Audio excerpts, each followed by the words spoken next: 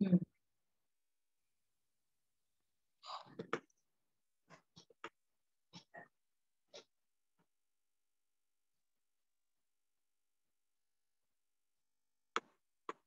आप आ गए अम्मा? मैं तो आ गई। एक मिनट।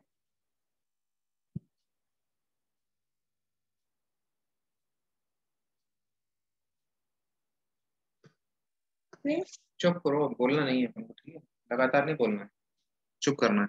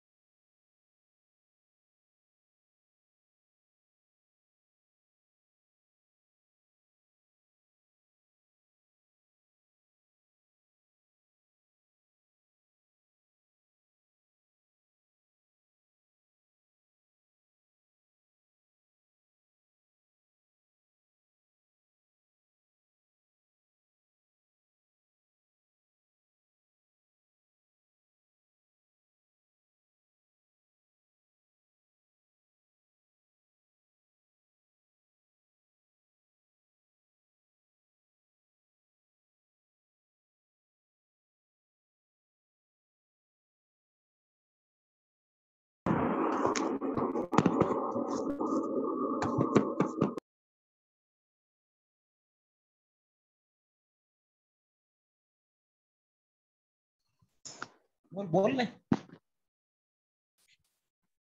जय परशुराम। जय परशुराम, प्रणाम। कैसे हो? आवाज नहीं आ रही है। अब आ रही है? अब भी नहीं आ रही? हाँ, आ गई। अब आ रही है? आ गई। आवाज आई किसने जी? आ गई आवाज? हाँ, आ गई। आ जय रही है। परशुराम दीदी, प्रणाम। हाँ नमस्कार, जय परशुराम। कैसे हो? अच्छे हो? बिल्कुल अच्छे हैं। और कौन? देखो पंडित जी आने वाले हैं अपने को आशीर्वाद देने। बहनों जी पंडित जी पधार रहे हैं मीटिंग में महिला प्रकोष्ठ को आशीर्वाद हाँ। देने के लिए। जी जी जी, बिल्कुल आ रहा है। इतनी जोर से तालियां बजाना सब मिलके, मैं इधर से सबका हाँ खोल दूंगी दीदी। माइक। लगा कुछ लगा। पहली बार दर्शन होंगे उनकी बातों को तो। बिल्कुल। हाँ, है अपन ना तो मिले हुए हैं, अपन तो साथ थे उनके। अपन तो मिले हुए हैं, हाँ कोई नहीं जो मिलेगी। हाँ, खुशी की बात है ना। कई महीने मिली हुई नहीं है। और कौन है? और कौन हुई? हाँ, एक एक करके। सरकारी एक मिनट सबके दर्शन हो जाए। बंजी मेरी आवाज आ रही है? बहुत जोरदार। नमस्कार अरुणा जी। नमस्ते जी, नीलम जी। जय परशुराम, कैसे प्रणाम। हो? जय नमस्ते परशुराम। नमस्ते जी। कुलदीप जी जी स्मार्ट प्रणाम। लग रहे हो, स्मार्ट लग रहे हो, ये कह रही हूँ स्मार्ट लग रहे हो। आपका आशीर्वाद है। अध्यक्ष जी कुलदीप जी को पधारने वाले हैं जय मीटिंग में। परशुराम। जय परशुराम। है जी, अध्यक्ष महोदय पधार रहे हैं हमको आशीर्वाद देने। चलो बहुत बढ़िया, बहुत अच्छी बात है। हाँ खुशी की बात है ना। हाँ। हाँ, नमस्कार। अरे अरुणा जी एडमिट करो। हाँ नमस्ते नमस्कार जी, नमस्ते।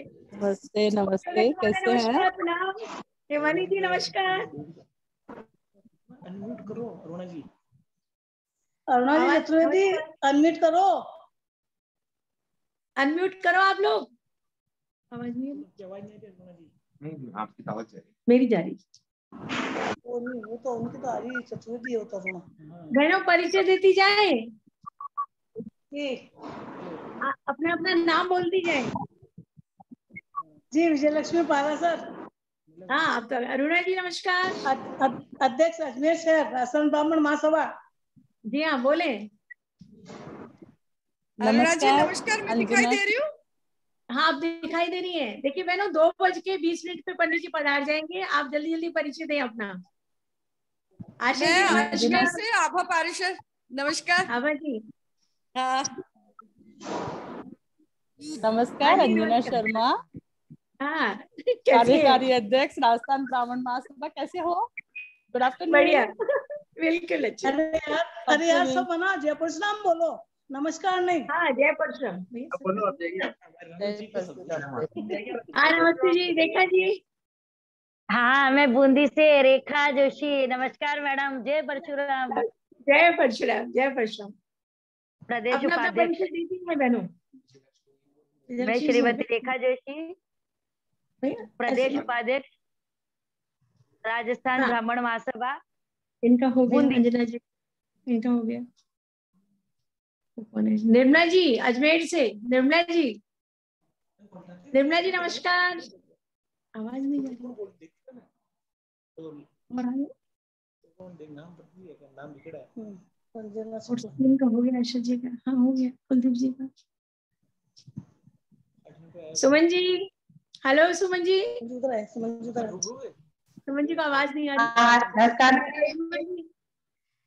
हेलो सीमा जी। सीमा जी नमस्कार। आपसे पहली बार मुलाकात हो रही है। भाई साहब अनूप जी नमस्कार। नमस्कार नमस्कार। अनूप जी उनका म्यूट है, अनूप जी को अपना माइक खोल लीजिए प्लीज। अनूप जी। हाँ अनूप जी। ये कौन है?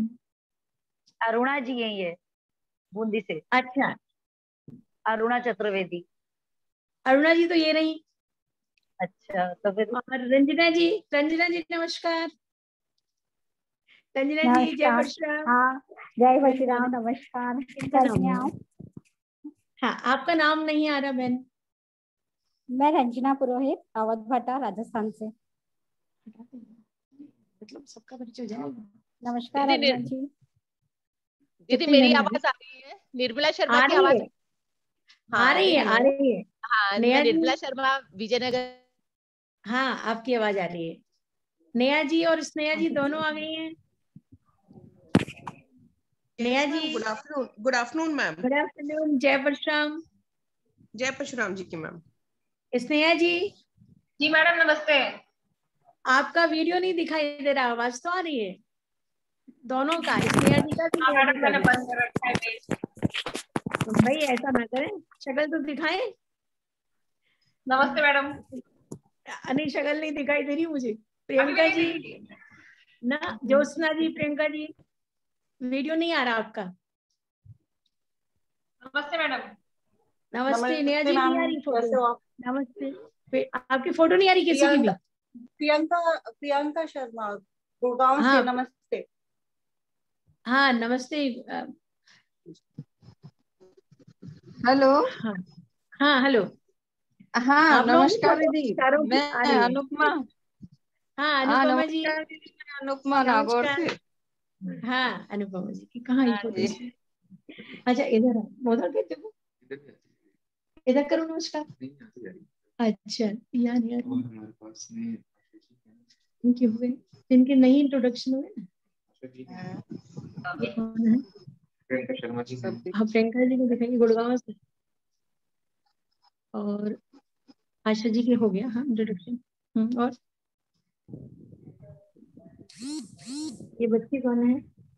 ये तो प्रियंका जी है, प्रियंका शर्मा जी।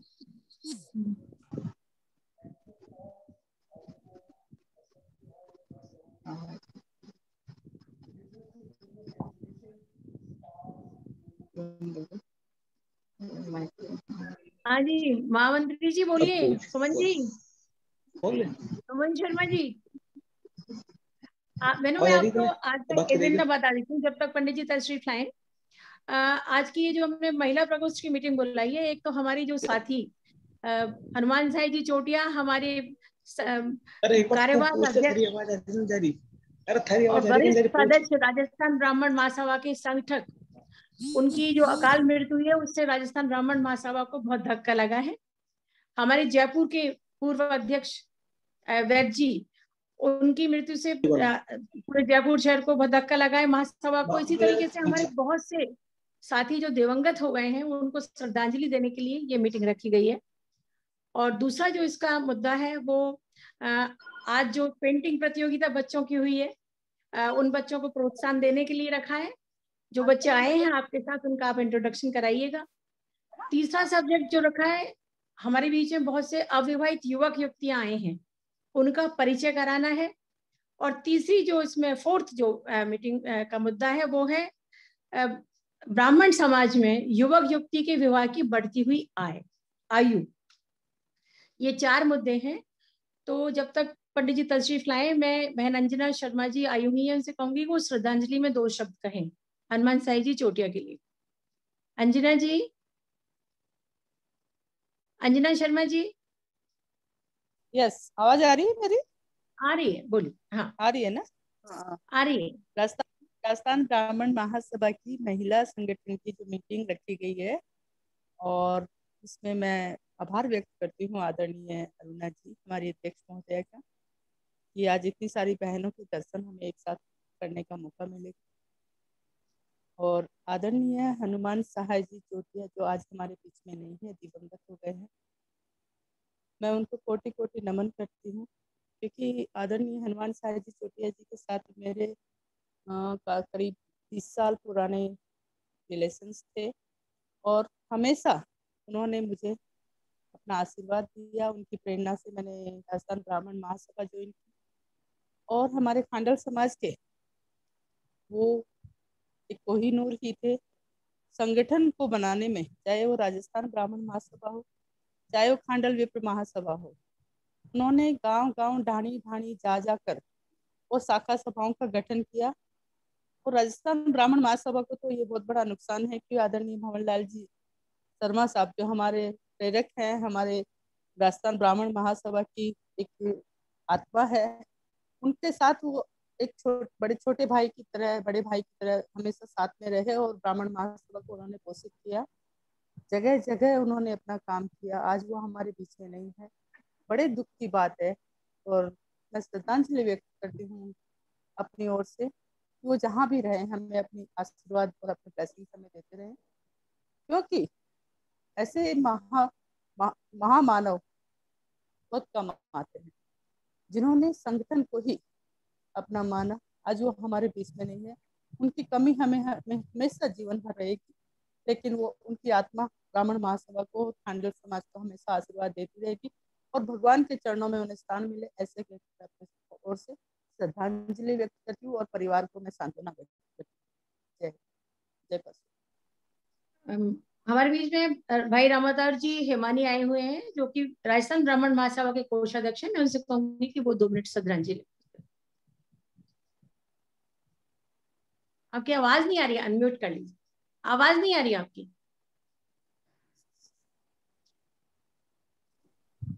हेमानी जी, आवाज नहीं आ रही आपकी। आवाज आ गई? अब आ गई, हाँ जी। नमस्कार, नमस्कार बहन अरुणा जी। नमस्कार। आज हम उस आदमी की को श्रद्धांजलि देने जा रहे हैं जिसके बारे में शब्दों में कोई बात नहीं कही जा सकती, और एक ऐसी महान आत्मा जिनके साथ में 40 साल तक जुड़ा रहा, समाज में उनके साथ 40 साल तक कदम से कदम मिला के काम करता रहा। हर क्षेत्र के अंदर उनके जैसा संगठन करता मैंने आज तक अपनी जिंदगी में नहीं देखा। मैं उनके बारे में एक छोटी सी बात बताना चाहता हूँ, एक छोटा सा संस्मरण जो मेरे दिमाग में है कि एक बार वो एक शाखा सभा बनाने किसी गांव गए थे। वहां शाम हो गई, रात हो गई, शाखा सभा बना के और अध्यक्ष बना दिया, सब लोग धीरे धीरे चले गए।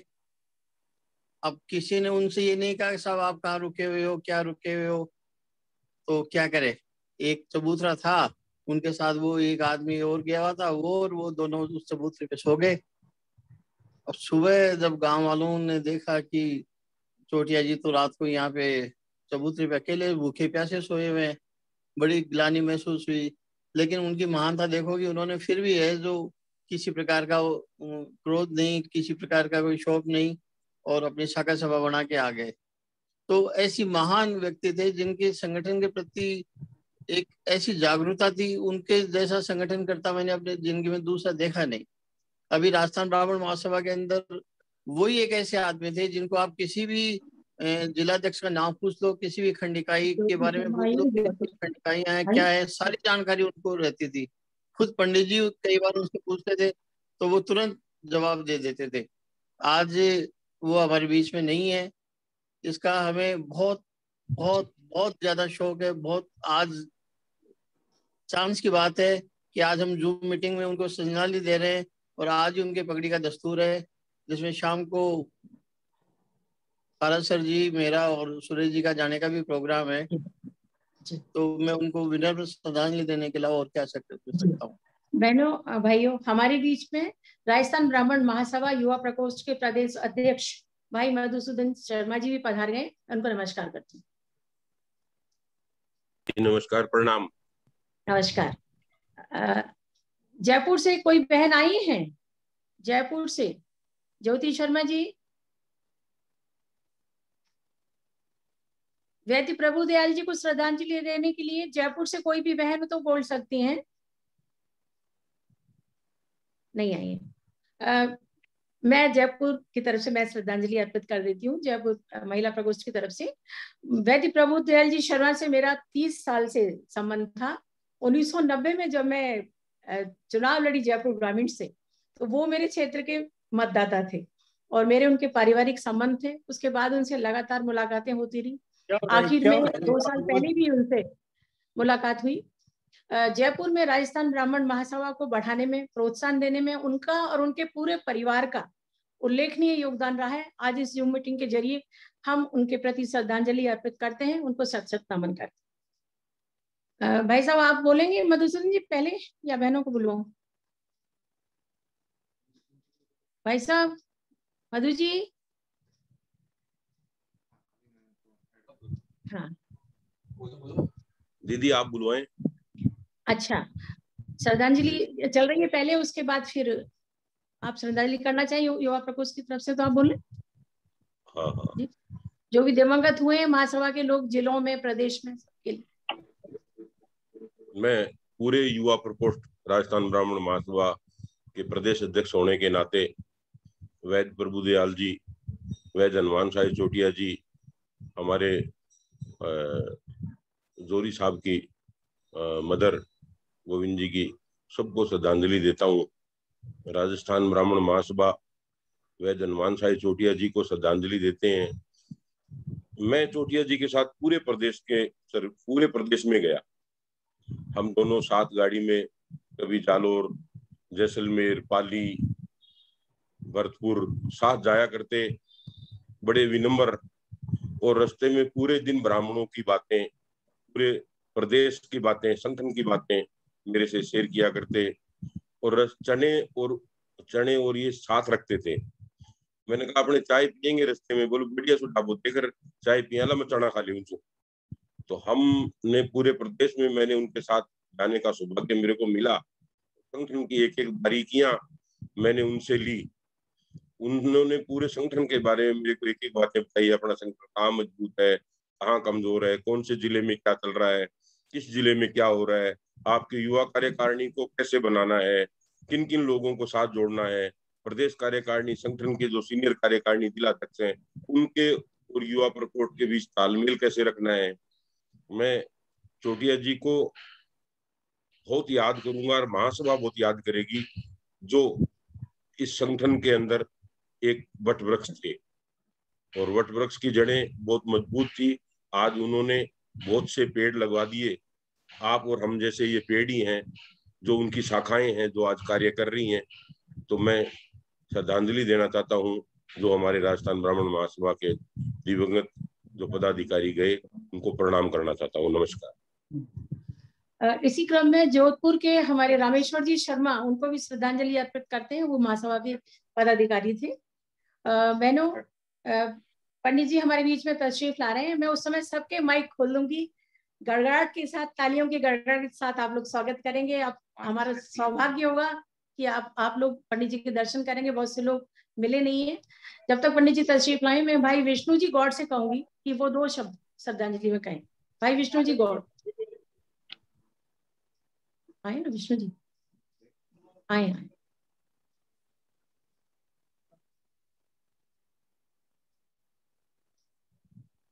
विष्णु जी आए हैं? विष्णु गौड़ जी, भाई विष्णु गौड़ जी, आवाज मेरी जा रही? भाई कुलदीप शर्मा जी भी तशरीफ लाए हैं, प्रदेश महामंत्री राजस्थान ब्राह्मण महासभा, और भाई विष्णु गौड़ जी। राजस्थान ब्राह्मण महासभा के कुलदीप जी, वरिष्ठ पदाधिकारी वैद्य हनुमान साई जी चोटिया, प्रभुदयाल जी, ओपी शर्मा जी, अन्य जिला और शाखाओं जो भी जी जिनका निधन हुआ उनको मैं श्रद्धांजलि अर्पण करता हूँ। राजस्थान ब्राह्मण महासभा की तरफ से वैद्य हनुमान साई जी चोटिया ने गांव गांव ढाणी ढाणी घूम घूम के संगठन को बहुत मजबूत किया, और वो जहाँ भी जाते थे चना और भूंगड़ा साथ में रखते थे अपने, कि पता नहीं कहाँ खाना मिले या नहीं मिले, और एक एक वर्ग को मिला के गाँव गाँव ढाणी संगठन को बहुत अच्छी तरह से मजबूत किया। मैं उनके साथ 20 साल से एक बच्चे की तरह मेरे खूब उन्होंने सिखाया संगठन के बारे में।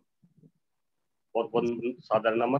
और राजस्थान ब्राह्मण महासभा के और ब्राह्मण बंधु जो भी राजस्थान में इस महामारी की वजह से जिनका निधन हुआ है उनको श्रद्धांजलि अर्पित करता हूँ।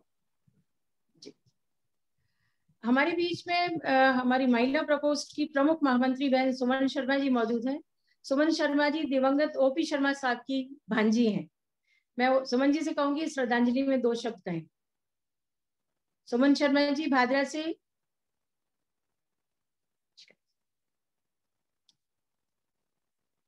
जी आपकी आवाज नहीं आ रही है सुमन जी, आवाज नहीं, अनम्यूट करें, बोलिए। जय परशुराम।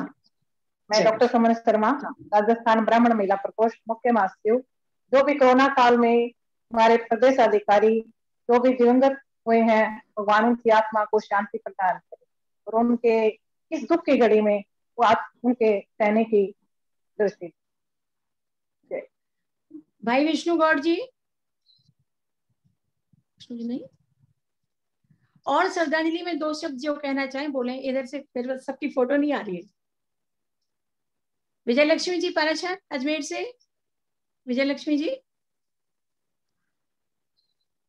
बोलिए, आवाज नहीं आ रही है, अनम्यूट करें, आपको माइक खोलें आपका। आ रही आवाज?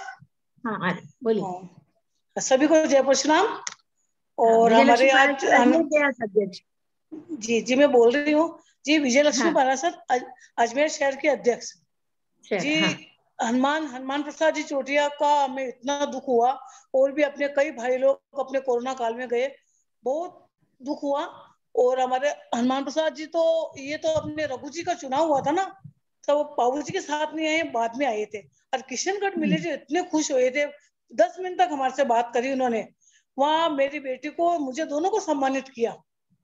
उनके तो हमें याद आएगी। और अब हम उनके साथ, अब वो अपने को साथ लेके चलते थे, लेकिन अब उनकी यादों के साथ हमें आगे मिलके काम करना है। और अभी भी है ना, अजमेर में कोरोना काल में हम और अध्यक्ष अजमेर से सुदामा जी शर्मा, दो हम और सारी टीम मिलके अपने ब्राह्मण भाइयों के घर पे सामान पहुंचा रहे हैं हम। धन्यवाद। बहन निर्मला शर्मा जी आई है नागौर से, निर्मला शर्मा जी नागौर अध्यक्ष। बहन किरण शर्मा जी आई हैं बूंदी से, किरण जी, किरण जी बोलिए। चोटिया जी के लिए आपका निकट संपर्क रहा है बूंदी वालों का। सभी को जय परशुराम। मेरी आवाज आ रही है? आ रही आ रही आ रही जी। मैं किरण शर्मा, महिला प्रकोष्ठ बूंदी, सभी को, आप सभी को नमस्कार करती हूँ। मैं बड़ी दुखी हुई ये सुन करके कि हनुमान प्रसाद जी हमारे बीच नहीं रहे। बाकी और लोगों से मेरा इतना संपर्क नहीं रहा, लेकिन जो हनुमान जी 2-3 बार बूंदी आए और उन्होंने ही मुझे किसी पद की शपथ बूंदी आकर के दिलाई हमारी परशुराम वाटिका में जब बन रही थी। तो मुझे बड़ा हार्दिक दुख हुआ। और इस महामारी के बीच हमने जिन लोगों को खोया है, जिन्हें हम नहीं जानते या मैं मुख्य रूप से उनसे परिचित नहीं हूँ, फिर भी मेरी आत्मिक श्रद्धांजलि उन लोगों के लिए है। भगवान उनको अपनी चरणों में जगह दे और परिवार को दुख सहने की शक्ति प्रदान करे। जय परशुराम। जय परशुराम। और जो भी बहन बोलना चाहती हैं बोले, अनम्यूट कर लें बहन। रेखा जी, रेखा जी बूंदी से।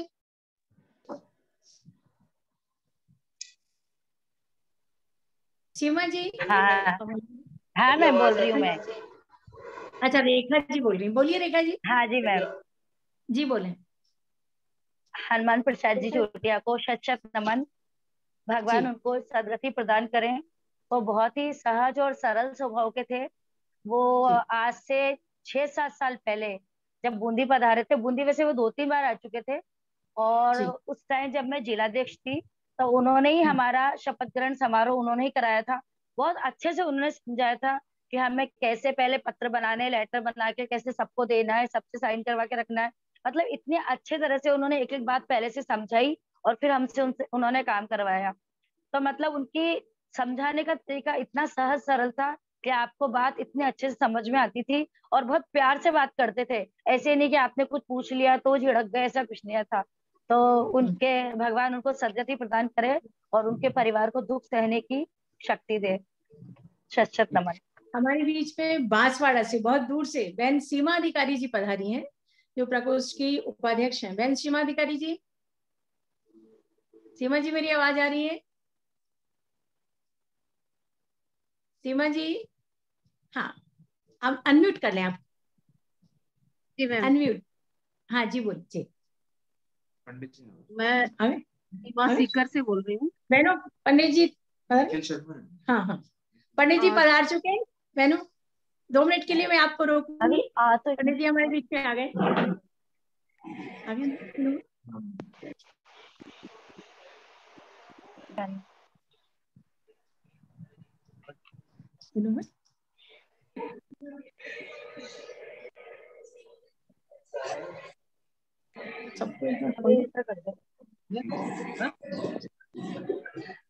जगह फोन कर लो।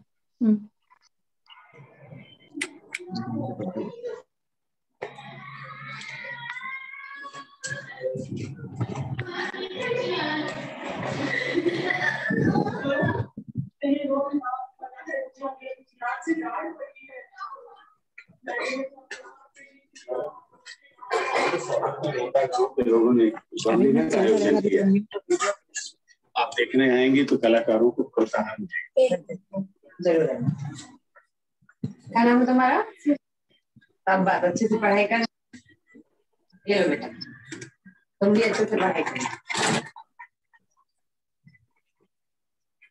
नमस्ते। एक टाइम था जब बीमा बाबू हमारे से पंडित जी तशरीफ जी पंडित जी तशरीफ ले आए। बहनों तालियों की गड़गड़ से स्वागत कीजिए। आदरणीय पंडित जी हमारे बीच में पधार गए। बहनों नमस्कार। नमस्कार बहनों, मैं आप सबकी तरफ से पंडित जी का दिल की गहराइयों से प्रणाम करती हूँ, आभार प्रकट करती हूँ। माननीय अध्यक्ष महोदय, सरदार शहर के विधायक, हमारे प्रदेश के अध्यक्ष और ऑल इंडिया ब्राह्मण फेडरेशन के प्रेसिडेंट हैं। माननीय पंडित जी ने जो पद मुझे दिया और जिसकी वजह से महिला प्रकोष्ठ की इतनी बड़ी टीम राजस्थान में इकट्ठी हुई, आप सब बहनों के प्यार से, सहयोग से, जो कि पूरे हिंदुस्तान में, पूरे भारत में अनोखी है, उसके लिए हम पंडित जी का बार बार धन्यवाद प्रकट करते हैं। आज के दिन बहुत सी बहनों ने पंडित जी को कभी देखा भी नहीं है, तो मैं आपसे निवेदन करूंगी कि आप हमें 2 शब्द आशीर्वाद के दें ताकि ये बहनें इसी तरीके से आगे बढ़ती रहें। नमस्कार। अरुणा जी, सीमा जी और निर्मला जी, सभी बहनों को मेरी तरफ से धन्यवाद।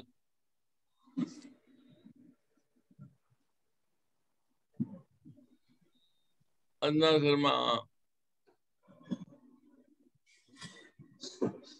आज जो आपने कार्यक्रम रखा है इसके लिए आपको बहुत बहुत धन्यवाद। और इस समय में जो आपने गृहस्थ धर्म निभाया है, राष्ट्र धर्म निभाया है, कोरोना टाइम में जो आपने सेवा की है, उसके लिए मैं आपको मेरी तरफ से बहुत बहुत धन्यवाद देना चाहता हूँ और मेरी तरफ से आशीर्वाद देना चाहता हूँ। और आप इसी प्रकार समाज की सेवा करते रहें और समाज को आगे बढ़ाएं। ये पूरा देश है, ये पूरा जो अपना समाज है, सनातन समाज से महिलाओं पर निर्भर है, पुरुषों के भरोसे कुछ है नहीं, इसलिए मैं आपको सबसे पहले धन्यवाद देना चाहता हूँ। बहुत बहुत धन्यवाद सर। हाँ जी। हम सब लोग सर आपके अच्छे स्वास्थ्य की, दीर्घायु की, आपका हाथ हमारे सिर पे बना रहे, ऐसी शुभकामना मैं सबकी तरफ से करती हूँ। आपका सम्मेलन उस समय हो नहीं पाया, पूरा इंतजाम किया था, ये कोरोना पीछे पड़ रहा है, एक अच्छा सा सम्मेलन करो, बहुत बढ़िया इंतजाम होगा, और कम से कम 1500 महिलाओं को इकट्ठा करके अच्छा प्रोग्राम रखो, चाहे देश में प्रदेश में एक अच्छा संदेश आए। जी सर, जी सर, आपके आशीर्वाद से सर बिल्कुल करेंगे, और ये कोरोना हट जाए, बहुत जल्दी पूरा एक ऑल इंडिया का सम्मेलन बुलाएंगे सर। हाँ जी। ये कार्यकाल कैसा रहा आपका? क्या सर? ये कार्यकाल कैसा रहा आपका? कार्यकाल बहुत अच्छा रहा सर, व्यस्त रहा, मैं काम में लगी हुई हूँ, लगातार पत्रिका निकाल रही हूँ, बहनों के सहयोग से उसमें खूब सारी एक्टिविटी करा रहे हैं, डांस कंपटीशन करा रहे हैं, कभी ड्राइंग कंपटीशन करा रहे हैं, और आज हमने युवक युवती परिचय सम्मेलन भी रखा है, अविवाहित युवक युवती का परिचय सम्मेलन अभी रखा है इसी मीटिंग में, और परिचर्चा भी रखी है कि जी लगातार आपने सेवा की, इसी प्रकार को परिचय सम्मेलन के, और निश्चित तौर से एक सामूहिक शादी का प्रोग्राम जो कोरोना हट जाता है उसके बाद में रखेंगे आपके महिलाओं के नेतृत्व में। जी सर, बहुत बहुत धन्यवाद सर, आपका आशीर्वाद हमारे सिर पे बना रहे इसी तरह। ठीक है, मौज करो, मौज करो। धन्यवाद सर। वो खोलो माइक। बहनों, विष्णु गौड़ जी हैं हमारे बीच में, भाई साहब विष्णु गौड़ जी, और सीमा जी बोल रही थी। बहन सीमा जी अपनी बात जारी रखें, बहन सीमा जी। हाँ सीमा जी बोल।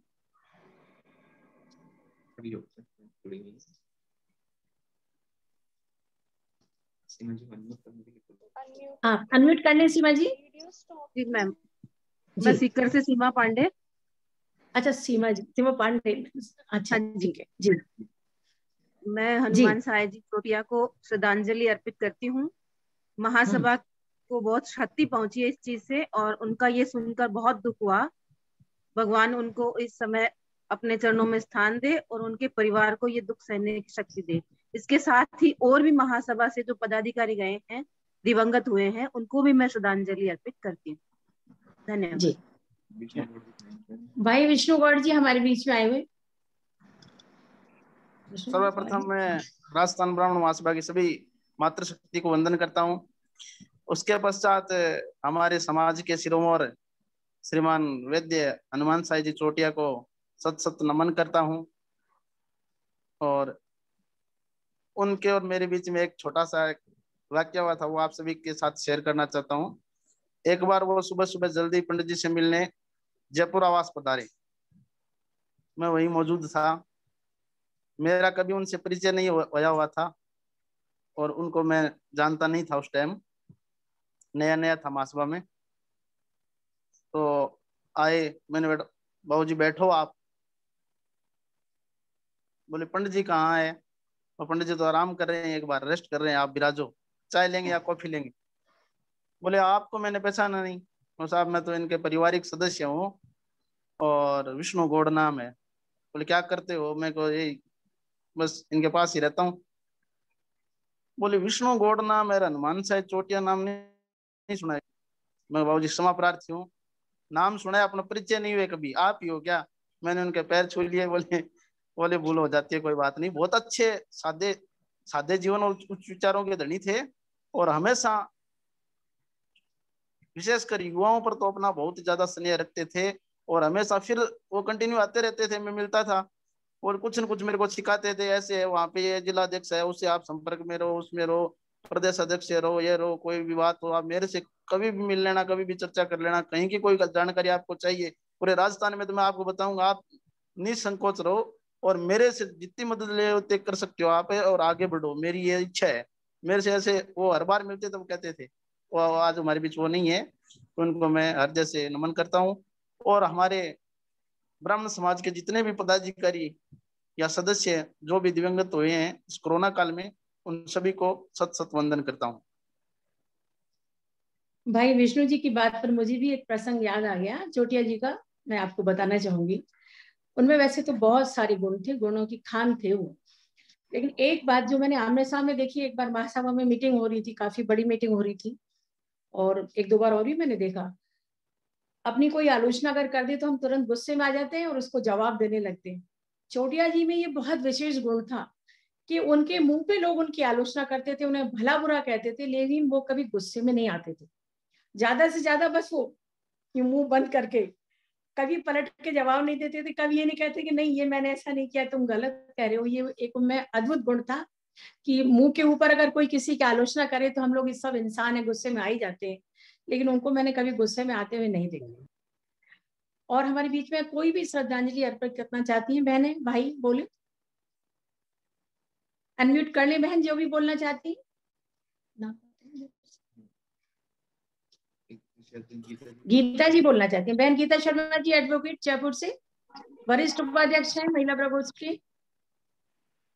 गीता जी आवाज खोल लें अपनी। हाँ हाँ अनम्यूट कर लें। आ रही है सर, आवाज आ रही है जी, आ रही है, बोल्ड आ रही है। हाँ, मैं हनुमान जी प्रसाद जी भाई साहब से बहुत नजदीक में, एक बार हम कोटा गए थे, घर घर ब्राह्मण समाज घर घर जो अपना प्रोग्राम चलाता है उसमें कोटा उनके साथ गए थे। उनका बड़ा स्नेह रहा। उन्होंने कहा कि ये तो नई आई है, उनकी भाई साहब अब नए से पुराने हो जाएंगे, यूं करके उनसे बड़ा विनोद भाव से चलता रहा। बड़े ही मृदुल स्वभाव के, मृदभाषी स्वभाव के बहुत ही बढ़िया इंसान थे।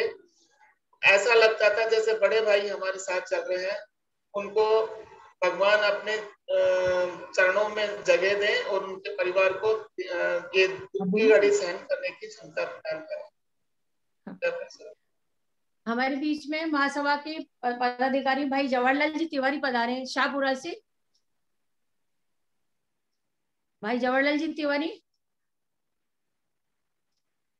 तिवारी जी माइक खोल लें आपका। तिवारी जी आपका वीडियो भी नहीं आ रहा है। जब तक गिरीश भाई साहब हमारे बीच में आए हुए हैं, गिरीश जी और नाम होती है हाँ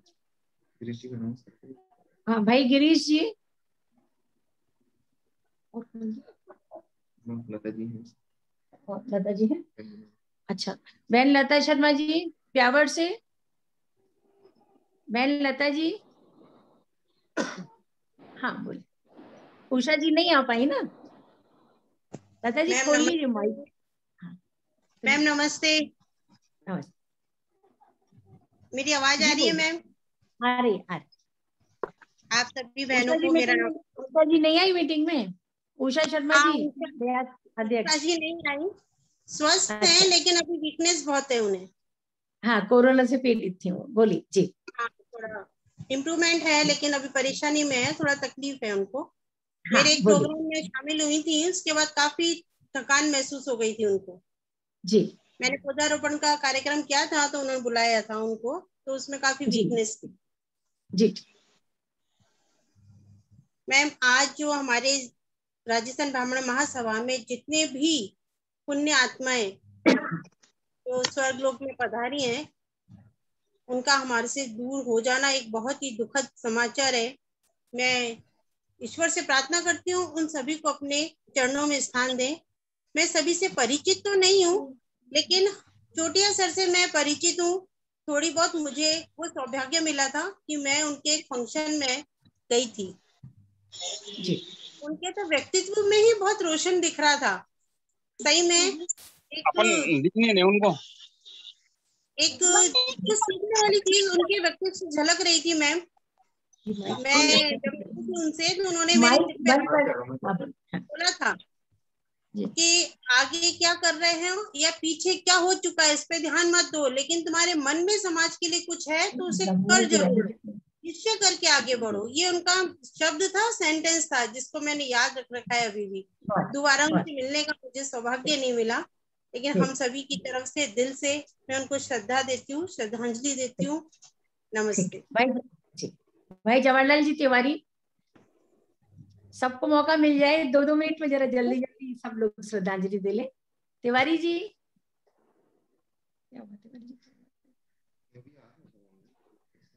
अच्छा और बता दीजिए नाम कौन है। हेलो हाँ हाँ तिवारी जी बोलिए। नमस्कार। आपका वीडियो नहीं आ रहा है। फोटो नहीं आ रही है आपकी।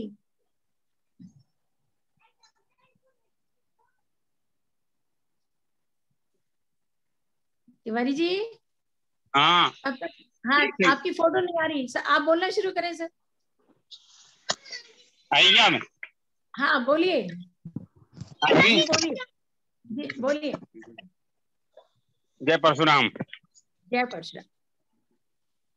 अपन सबसे पहले तो मैं जिस वटवृक्ष के नीचे ये राजस्थान ब्राह्मण महासभा इतनी पनपी है और आज इतनी ऊंचाइयों तक गई है, उनके जो संस्थापक सदस्य फाउंडर मेंबर रहे हैं आदरणीय भैरूलाल जी भारद्वाज, उनका शुक्रगुजार है और उनको बहुत बहुत धन्यवाद देता हूं कि जिनके मेहनत से आज ये वटवृक्ष है जिसके नीचे हम और आप आगे बढ़ रहे हैं। राजस्थान ब्राह्मण महासभा के नाम से सबको एकत्रित कर रहे हैं और अनेक ब्राह्मणों की समस्याओं का निराकरण करने के लिए आप जैसे लोग अग्रसित हो रहे हैं।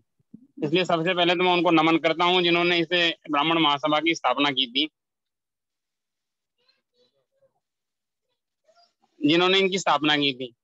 दूसरी बात, इस कोरोना काल में जितने भी हमारे पदाधिकारी, खास तौर से कार्यवाहक अध्यक्ष आदरणीय चोटिया जी, जो जिनका अभी कुछ दिन पहले देहांत हो गया, वे एक बहुत बढ़िया मृदभाषी सज्जन व्यक्तित्व के धनी थे। कई बार उन्होंने अपने राजस्थान ब्राह्मण महासभा के चुनाव का कार्यक्रम बहुत अच्छे तरीके से, शांतिपूर्ण तरीके से संपन्न करवाया। समय समय पर वो अपने अनुभवों का लाभ इसे ब्राह्मण महासभा को सदैव देते आए हैं। दूसरा एक बिंदु आपने एक रखा था, बहुत जो अच्छा रखा था कि अपने जो ब्राह्मण परिवारों के बच्चे बच्चियां हैं, इनकी समय पर ही इनकी शादियों की व्यवस्था होनी चाहिए। हमारे जो पेरेंट्स हैं, माता पिता हैं, बच्चों के हो चाहे बच्चों के, दोनों के, उनकी एक बड़ी ऊंची आकांक्षा रहती है कि मैं मेरी लड़की के लिए तो कोई IAS देखूं, RS देखूं, IPS देखूं, कोई डॉक्टर देखूं, और वो इस चक्कर में उनका जो समय होता है ना वो निकल जाता है। और जबकि ये कोई जरूरी नहीं है कि हर लड़के को या हर लड़की को RS, IAS, IPS का मिल जाए। अपने को जो अपनी क्षमता अनुसार लड़का है, जिसमें उसकी शादी की व्यवस्था एज हो जाती है, उम्र होती है, उस समय उन बच्चों की शादियां करने के लिए अपने को परिवार में एक ऐसा माहौल बनाना चाहिए माता पिता को कि उस समय के ऊपर ही निकल जाए। और समय से आगे जब जाने के बाद लड़के, अच्छे लड़के, मान लो आजकल लोगों की धारणा बन गई अच्छे लड़के लोग तो सब पैसे लगेंगे। आप अपन मानते हैं, मैं तो करने में शर्म नहीं करता हूँ, जब IAS, IPS, RS अधिकारी देखते हैं तो एक बहुत बड़ा उन लड़के वालों का डिमांड होती है। वो इस दहेज प्रथा को बात करने में तो समझते हैं बहुत बढ़िया, लेकिन जब खुद के ऊपर आती है तो वो क्या है, इस पैसा कम दहेज लेने में पीछे हटने की कोशिश नहीं करते। इसलिए मेरी एक ही सुझाव है कि अपने परिवारों को, जहाँ लड़के लड़कियां हैं, उन लोगों को इस बारे में विचार करना चाहिए कि ये कोई जरूरी नहीं है कि अधिकांश को अपने को ये इस तरह के लड़के मिले। जैसे व्यापारी लड़के हैं, बहुत अच्छे लड़के होते हैं, लेकिन अपने समाज में क्या हो गया, अरे यार बहुत अच्छा व्यापारी लड़का है, अरे यार ठीक नहीं है। उनका पहली भावना क्या होती है, सरकारी कर्मचारी की तरफ जाती है, जबकि ये गलत है। व्यापारी लड़के, बिजनेस करने वाले लड़के, अच्छे लड़के निकलते हैं, ऐसी कोई बात नहीं है। बिल्कुल ठीक है। आज थोड़ा सा समय का अभाव है, सबको थोड़ा 2-2 मिनट मौका मिल जाए, मैं माफी चाहती हूँ। जी बहन अनीता, मैं एक आपको धन्यवाद देना चाहता हूँ कि आपने इस कोरोना काल में और इस समस्या के समय में अपना इतना टाइम देकर के इतने बड़े संगठन को आपने ये एहसास करवा दिया कि कोई अध्यक्ष पद भी कोई चीज होती है। आपसे पहले भी बहुत महिला अध्यक्ष बनी है, आप नहीं बने, आपसे पहले ही बने, और मैं उनके सबके साथ जुड़ा हुआ भी रहा हूँ। आपको एक आश्चर्य होगा कि मैं जब संस्था बनी थी, जब ये संस्था बनी थी, तब से मैं इस संस्था के साथ जुड़ा हुआ हूँ। इसलिए मुझे पता है कई महिला अध्यक्षा बनी है, लेकिन आपने एक एहसास करा दिया। पहले एक आपको याद हो तो चुनाव के समय में एक TN सेशन हुआ करते थे, उन्होंने ये महसूस करा दिया था चुनाव आयुक्त भी कोई चीज होती है। इस तरह आपने भी ये महसूस करा दिया, आपने भी ये महसूस करा दिया कि ब्राह्मण महासभा की अध्यक्षा भी कोई एक चीज होती है। देखिए लिमिटेशन होती है बहनों की, कोई ऐसी बात नहीं है। और मैं चूंकि शुरू से कार्यकर्ता हूँ और स्वतंत्रता सेनानी माता पिता की पुत्री हूँ, इसलिए मैं आपको शुरू से जानता हूँ, बहुत से जानता हूँ, इसलिए आपको बहुत बहुत धन्यवाद। आपने एक बहुत बढ़िया संगठन, एक मिसाल कायम की है, इसलिए आपको मेरी तरफ से और सारे राजस्थान ब्राह्मण महासभा की तरफ से बहुत बहुत धन्यवाद, शुभकामनाएं। नमस्कार। हमारे बीच में सरिता जी, मैं आपको बुलवाती हूँ, अभी जयपुर से सरिता जी आई हैं। अनीता जी आई हैं रावत भाटा से। अनीता जी अनम्यूट करें अपना माइक। नमस्कार अरुणा जी। नमस्कार अरुणा जी। नमस्कार। मैं भाई साहब की बात से पूर्णतः सहमत हूँ। मैं दिल से बोलना चाहती हूँ कि आपने सच में हम मोती को एक माला में पिरो रखा है, जो मेरे पास शब्द नहीं है। और मैं हमारे हनुमान जी भाई साहब को अशुभपूरी श्रद्धांजलि देना चाहती हूँ, क्योंकि ये एक हमारा बहुत बड़ा लॉस है राजस्थान ब्राह्मण महासभा को। लेकिन बस हमें उनकी नींव को जो उन्होंने रखी है उसको हमें हमेशा जुड़े रहना है। जो उन्होंने चाहा था कि हम सब साथ में रहें, एक दूसरे को सहयोग करते रहें, बस वही चीज है। हम एक दूसरे के साथ रहें, सहयोग करते रहें और उनके सपनों को साकार करते रहें, उन्हें अपना सपना बनाकर चलते रहें। और अरुणा जी, आपका हृदय से आभार कि आपने हम सबको जोड़ के रखा हुआ है। इस काल में भी आपने जो सारी एक्टिविटीज करी है, जो पत्रिका निकाली है, जो भी चीजें हैं, उससे हमारा ज्ञान वर्धक होता है, हम एक दूसरे से परिचित होते हैं। मतलब बहुत सारी चीजें हैं जो शब्दों में तो कही नहीं जा सकती। आपका बहुत बहुत धन्यवाद और सब बहनों को मेरा नमस्कार। जय परशुराम। और अनीता जी बहुत अच्छी लेखिका भी हैं। बहन सरिता जी जयपुर से आई है। सरिता जी आपका माइक खोलें। सरिता जी संगठन मंत्री हैं महिला प्रकोष्ठ की। चोटिया साहब को, आपके वैदिक प्रभुदयाल जी को श्रद्धांजलि अर्पित करिए। सरिता जी। नमस्कार सभी। हाँ, मैं सरिता शर्मा, प्रदेश सचिव महिला प्रकोष्ठ से। जो भी कोरोना काल के अंदर हमारे ब्राह्मण समाज से दिवंगत आत्माएं, मैं उनको श्रद्धांजलि अर्पित करती हूँ। और वेद हनुमान प्रसाद जी चोटिया को मैं बचपन से जानती थी, वो मेरे पिता के मित्र भी रहे हैं, बहुत अच्छे। तो उन लोगों ने इस समाज की नींव, जो ब्राह्मण समाज की नींव जो शुरुआत में रखी, उसमें उन लोगों का बहुत बड़ा योगदान रहा है। तो ईश्वर करे उनका आशीर्वाद समाज में बना रहे और हम ऐसे आगे बढ़ते रहे। धन्यवाद जी। बहन पूनम चतुर्वेदी जी भरतपुर से आई हैं, प्रदेश मंत्री महिला प्रकोष्ठ। बहन पूनम चतुर्वेदी जी। जय परशुराम दीदी। जय परशुराम। जय परशुराम। आज की जूम मीटिंग में पधारे हुए मेरे समस्त ब्रह्म समाज को नमन करती हूँ। और विशेष तौर से जो आज हमारे इस कोरोना काल में जो हमारे समाज की जो दिवंगत आत्मा हैं, उनको श्रद्धांजलि अर्पित करती हूँ हृदय से इन शब्दों के साथ। और वो हमारे समाज के लिए बहुत ही अपूर्णीय क्षति है। जगमगाई धरा जिनके आलोक से, चांद तारे चले बंदगी के लिए। जगमगाई धरा जिनके आलोक से, चांद तारे चले बंदगी के लिए। बहुत अच्छे। जुड़ जो गए हैं प्रियजन सभी, है नमन मेरा उन जिंदगी के लिए, है नमन मेरा उन जिंदगी के लिए। जय श्री परशुराम। बहन निर्मला शर्मा जी अजमेर से। निर्मला जी माइक खोल लें आपका। निर्मला जी माइक खोल लीजिए। निर्मला जी मेरी आवाज आ रही है? मेरी आवाज नहीं? जी जी हाँ जी, आ रही है। जय परशुराम दीदी। जय परशुराम। हाँ, मैं अजमेर से निर्मला शर्मा, सांस्कृतिक मंत्री। और मुझे भी इन दिवंगत आत्माओं के लिए बहुत दुख हुआ है और मेरी तरफ से इनके लिए हार्दिक श्रद्धांजलि। और यही मैं चाहती हूँ जी।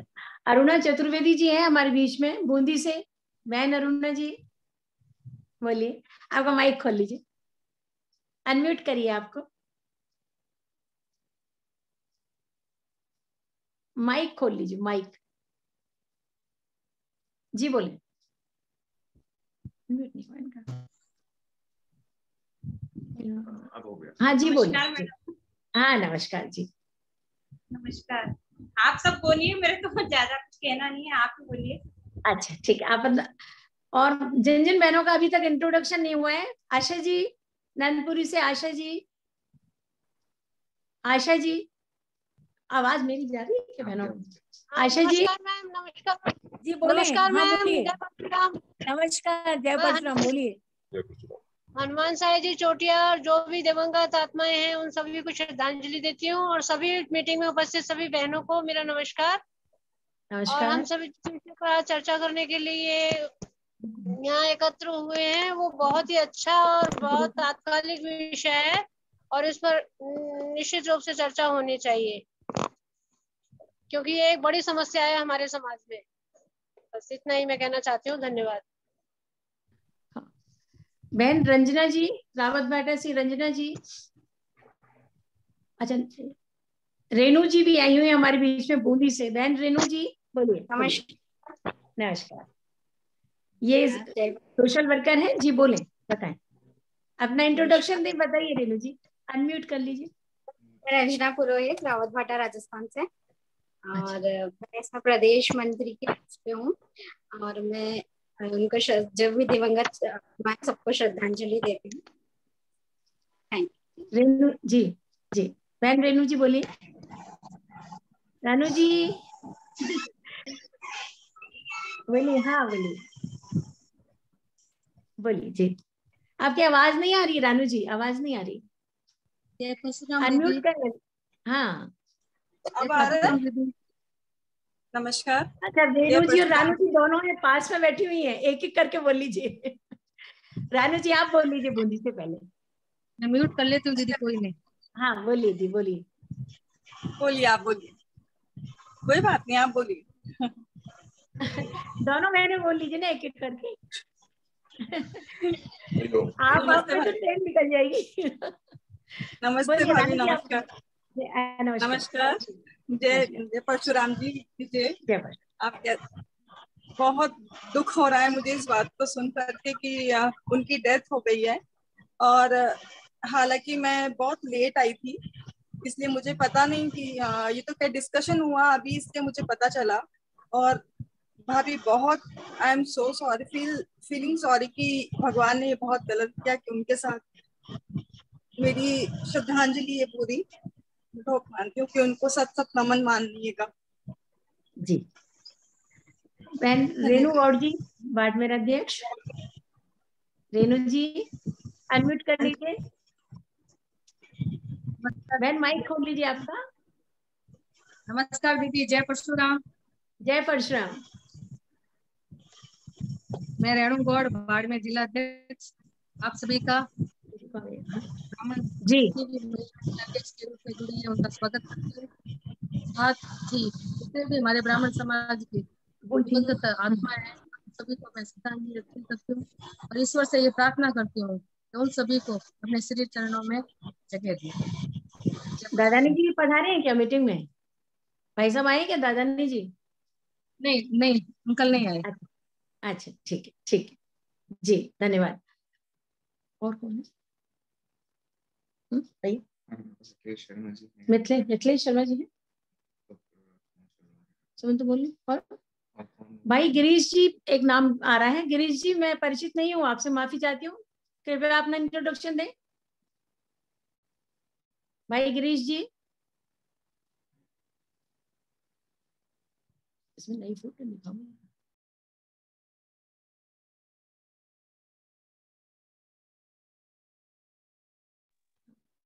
बहनों, श्रद्धांजलि सभा को हम यही समाप्त करते हैं और सत नमन सबको कहते हैं, और दूसरा राउंड इसका शुरू करते हैं। क्या हमारे बीच में वो बच्चे आए हैं जो अभी प्रतियोगिता में जीते हैं? तो बहनें उनका परिचय करा सकती हैं एक करके, अगर हमारे बीच में कोई बच्चे आए हैं। नहीं आए। युवक युवती का जो परिचय होना है, वो लोग कोई आए हैं तो अपना परिचय देना शुरू करें बहन, एक एक करके। हाँ मैम, आप नाम बोले मैम, तो उससे फिर दे देंगे एक एक करके। आप अनम्यूट कर लें। मेरे स्क्रीन पे सिर्फ 4 फोटो आ रही हैं। एक हेमानी जी आ रहे हैं, सबसे छोटे बच्चे। तो आप उधर से अनम्यूट करके मुझे बता दें। यहाँ से 4 फोटो आ रही है। जी हाँ बोले। गीतांजलि को नाम बताने दीजिए खुद। ये बेटिया आई है। हाँ बोलिए, बोलो बेटा। गीतांजलि कौन सी क्लास में पढ़ते हो? हाँ, इनकी शक्ल दिखाइए सबको। फोटो नहीं आ रही गीतांजलि की। और कौन बच्चा आया है? आजा। God bless you, God bless you. इन सब बच्चों को बधाई दीजिए, सब मिलके इन्होंने बहुत अच्छी पेंटिंग करी है। Congrats. हाँ, Very good. गीतांजलि बहुत अच्छी फोटो इन्होंने Congratulations बनाई। बेटा, बहुत अच्छा बनाया था आपने। और कौन बच्चा आया है? बहुत बहुत बधाई। उनके द्वारा बनाई हुई पेंटिंग भी है क्या? भी रहना। हाँ, इसी तरह ज्योत्सना शर्मा जी। अच्छा भाई, इन्होंने तो गणेश जी बहुत ही प्यारे बनाए थे। रिद्यम इनका नाम याद है मुझे। रिद्यम जो जी पेंटिंग बनाई वो भी दिखाओ बेटा। पेंटिंग तो इस साथ नहीं लाए हो? अरे वाह, वेरी गुड। देखो वेरी गुड, नाइस, बहुत अच्छी बनाई है, बहुत शानदार। और कौन बहुत है? बेटा, बहुत अच्छे। कांग्रेचुलेशन बेटा, बहुत बढ़िया, बहुत बढ़िया, कांग्रेचुलेशन। बहुत शानदार अच्छा बनाया, काम किया। शानदार। नेहा शर्मा जी के साथ। अच्छा हाँ, वो अंशिका। Yes ma'am. अंशिका कहाँ है नेहा जी? अंशिका। अंशिका शर्मा है, मैं 8 इयर्स की हूँ। मुझे अच्छा लगा आपने ऐसा कंपटीशन करवाया। बिल्कुल, मैंने आपको इतना सा देखा है जब आपकी मम्मी को मेंबर बनाया था। अब आप काफी बड़ी हो गई। बहुत अच्छा काम किया बेटा, कांग्रेचुलेशन। थैंक यू, बहुत बढ़िया। और कौन है? और कोई बच्चे आए हैं तो बता दीजिए, नहीं तो फिर युवक युवती का परिचय शुरू करते हैं। है इसमें कोई बच्चे और? अच्छा हाँ नमस्ते। हाँ बताइए, कौन है? और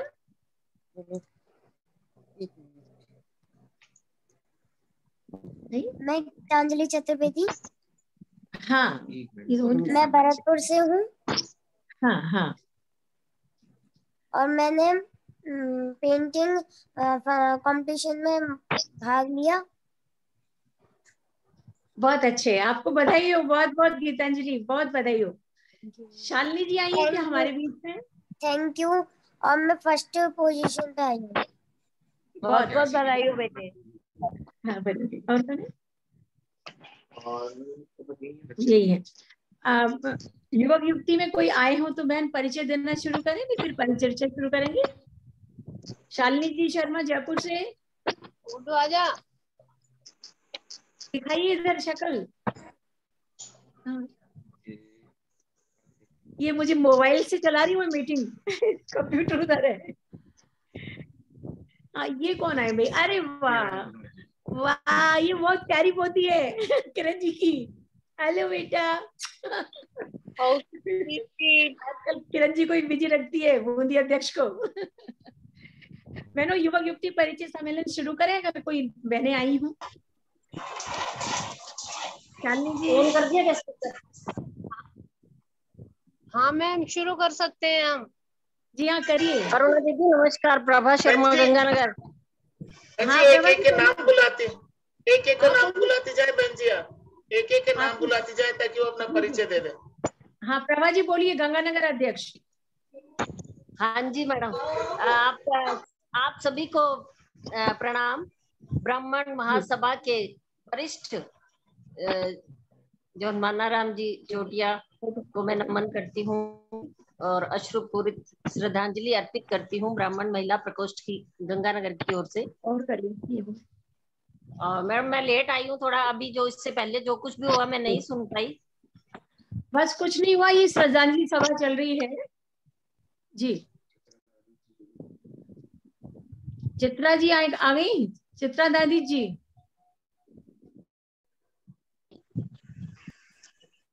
हेलो। हाँ चित्रा जी आ गई। चित्रा दादी जी। संतोष पारिक जी, ज्योत्सना जी, बहनों अनम्यूट करके बोलिए। हाँ चित्रा जी आ गई, बोलिए चित्रा जी, अनम्यूट कर लीजिए, आवाज नहीं आ रही।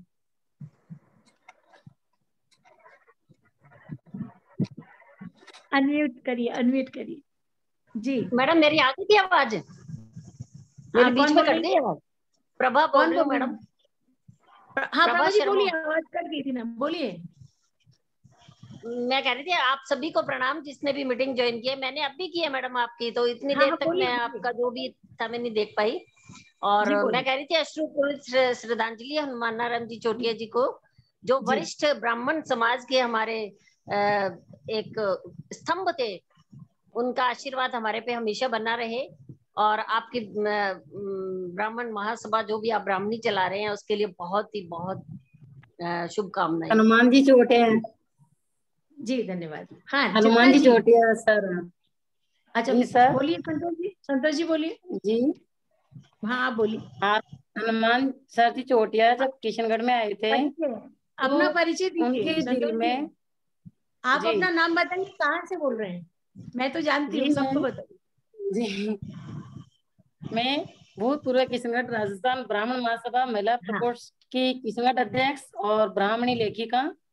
हाँ, और आज जो अपने मीटिंग रखी है युवक युवती परिचय सम्मेलन और हनुमान जी सर को श्रद्धांजलि देने के हिसाब से, तो हनुमान जी चोटिया को मैं व्यक्तिगत रूप से ऐसे जानती हूँ कि जब मैं ब्राह्मण महासभा की अध्यक्ष थी तो यहाँ परशुराम जयंती पे वो उनको बुलाया गया था, तो विजय मैम भी आए थे, तो उनको मालूम है ये विजयनगर वाले, तो मतलब उनके दिल में जो महिलाओं के प्रति सम्मान था वो वास्तव में देखने लायक था। और ब्राह्मण समाज के लिए तो उनके जो शब्द थे कि समाज के लिए तुम लिखो, सभी को संबोधित करके बोले, यदि समाज के लिए लिख नहीं सकते तो बोलो, बोल नहीं सकते हो तो साथ दो, और साथ भी नहीं दे सकते लेकिन जो काम कर रहे हैं उनके विपक्ष में तो कम से कम मत बोलो, उनके साथ तो खड़े रहो। तो उनके जो विचार है मुझे बहुत अच्छे लगे।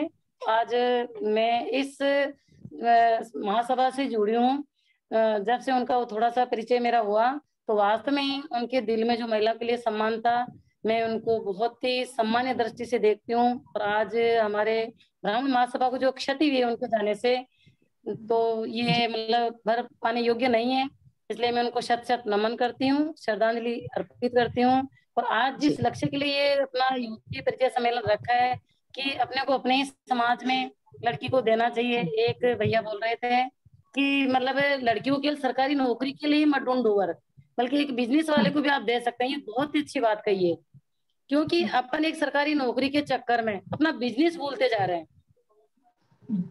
क्यों? आरक्षण के कारण अपने को बांट दिया गया। इसको विशेष ध्यान से सुना, तो आरक्षण के कारण सभी जाति के लोग नौकरी के लिए पड़े हुए हैं, लेकिन बिजनेस के लिए कोई नहीं है, जिससे अपना जो भारतीय धंधे थे, भारतीय व्यापार था, भारतीय कृषि प्रधान देश है, ये सब खत्म होता जा रहा है। इसलिए अपने को ज्यादा से ज्यादा बिजनेस लोगों को भी चुनना चाहिए अपनी लड़कियों के वर्ग के लिए। यदि लड़की ज्यादा पढ़ जाती है तो वो ये नहीं सोचे कि मतलब मेरे से ज्यादा पढ़ा लिखा लड़का मिले।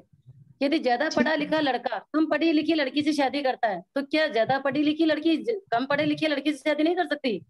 बल्कि अपने उस लड़के का परिवार देखना चाहिए, वो क्या कर रहा है और उसकी मतलब कैसी सोसाइटी है उसकी, ये देख के अपने को लड़की का वर चुनना चाहिए। ये मेरा कहना मैडम। बहुत बहुत अच्छा, आपने बहुत अच्छा कहा संतोष जी। चित्रा दादी जी महामंत्री है महिला प्रकोष्ठ की। चित्रा जी आपकी, हाँ बोलिए।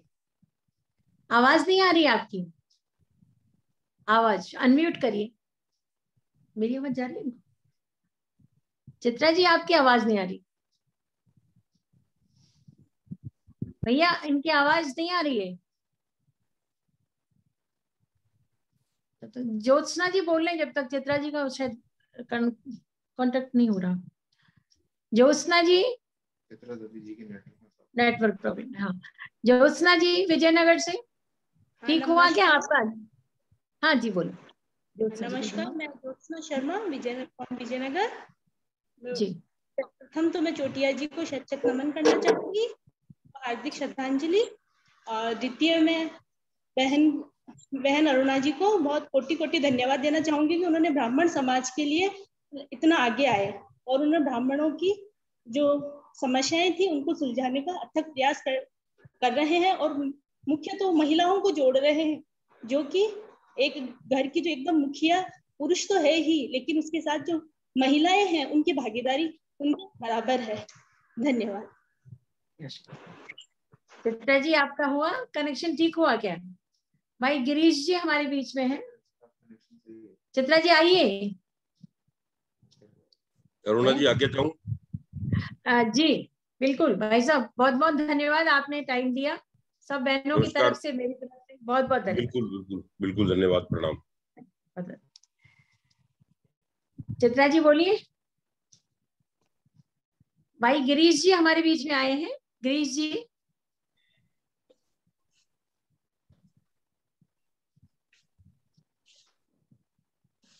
कौन है? बोलिए कौन है? किरण जी तो बोलिए। बहनों और जो भी नहीं बोल पाई है बोलिए। नेटवर्क प्रॉब्लम आ रही है कुछ लोगों को। और अंकित जी हमारे बीच में, अंकित जी आए हैं। भाई अंकित जी, अंकित जी, हाँ अंकित जी, जी हाँ बोलिए। जी आप सभी को पहले तो नमस्कार जी। और मैं पहली बार आया हूँ इसलिए मुझे ज्यादा मैं कुछ एक बार पता आपका इंट्रोडक्शन दे दूं ताकि आपकी बात सब ध्यान से सुन लें। देखो भाई, ये संभावित दूल्हे हैं। अब आप अच्छे से इनकी बात सुन लो। सुन लिया सबने? हाँ भैया अब बोलो ताकि ध्यान दे आपकी बात। बोलो भैया। अंकित जी बोलो मुझे बेटा। ज्यादा तो हाँ, मुझे कुछ नहीं पता। मैं पहली अपने बार बारे में ज्वाइन हुआ बताइए। हूँ। हाँ, जी आपका नाम अंकित शर्मा है। क्या करते हैं? कोटपुतली का रहने वाला हूँ जी। और ग्राउट पुट्टी एडेसिव जो केमिकल बनता है उनकी मैन्युफैक्चरिंग करता हूँ। अच्छा, और क्या मार्केट एज है में बेटा? सप्लाई। आपकी उम्र क्या है? मेरी 31/10/88 है डेट ऑफ जी बर्थ। जी। जी और आप जो भी और कुछ कहना चाहें कह लीजिए।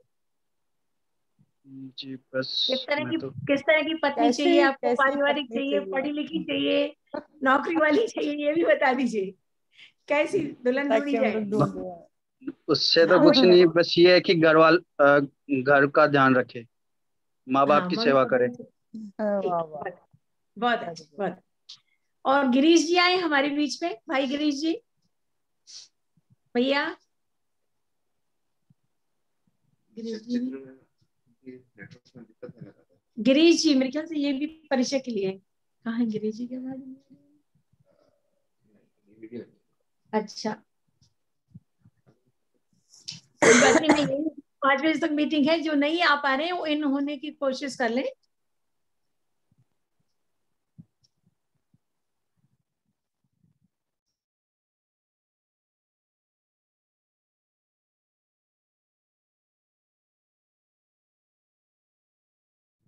और जो भी नहीं बोले हैं वो बोले।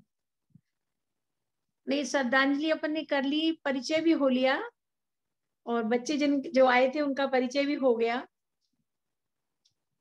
कुछ लोग अंदर नहीं आ पाए। मैम अरुणा मैम, मैं बोलना चाहती हूँ। मैं से आशा शर्मा। जी बोले आशा जी, बोलिए। मैं अपनी बिटिया का परिचय कराना चाहती हूँ।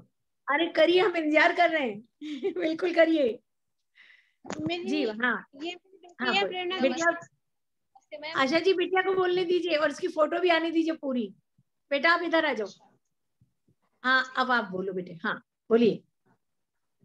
मेरी तरफ से सभी को नमस्ते। ग्रुप में जो भी बड़े जुड़े हुए हैं उन सबको नमस्ते। और मेरा नाम प्रेरणा दीक्षित है और मेरी डेट ऑफ बर्थ जो है वो 17 सितंबर 1989 है और मैं JVVNL में हूँ। एज असिस्टेंट एडमिनिस्ट्रेटिव ऑफिसर में जॉब करती हूँ। यही मेरी एक्सपेक्टेशंस बस इतनी सी है कि एक एजुकेटेड पार्टनर हो, एक इंटेलेक्चुअल बंदा और जो ठीक ठाक सा कमाता हो और बाकी सब पेरेंट्स के ऊपर है। जयपुर में ही करना चाहते हैं ना आप? मम्मी की और आपकी यही डिमांड है कि भाई जयपुर से ही हो लड़का? हाँ यही जी, ना? क्योंकि मैं हाँ जी, मेरी जॉब नॉन ट्रांसफरेबल है इसलिए। हाँ इसलिए जयपुर से। हाँ मुझे आशा जी ने बताया था।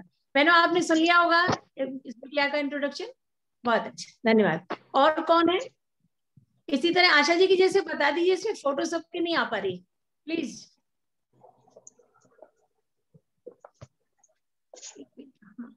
आगे चला दीजिए, दिखाई देगा। 1 मिनट और भी आगे चला दीजिए। 1 मिनट। इनका हो गया, रेणु जी बोली। और ये हाँ ये इनका हो गया। रुकिए 1 मिनट। आशा जी का हो गया, ज्योत्सना जी ये हो गए। हाँ ये हो गए। आगे कर दो। सुनीता उपाध्याय जी, सुनीता जी आई है बूंदी से। सुनीता जी लाइट बंद कर दो। सुनीता जी, बच्चे भी हैं साथ में जो कंपटीशन जीते हैं? आवाज नहीं आ रही है। सुनीता जी मेरी आवाज आ रही है? तो शायद इससे पहले सुन रहे हैं पार्टिसिपेशन। अच्छा,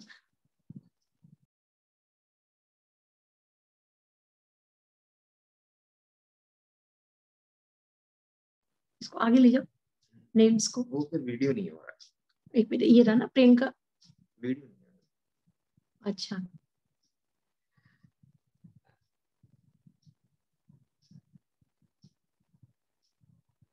जब तक और लोग ज्वाइन करें, मैं उनसे, पूनम जी है या चली गई?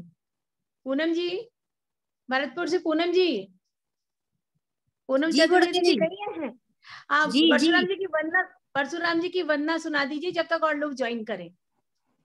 ऐसे चुपचाप बैठने से तो क्या फायदा, सुनाइए।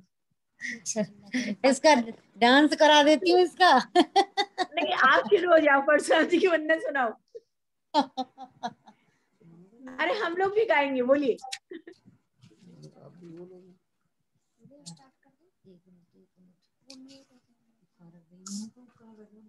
हाँ सुनाइए, 1 2 3 शुरू हो जाइए।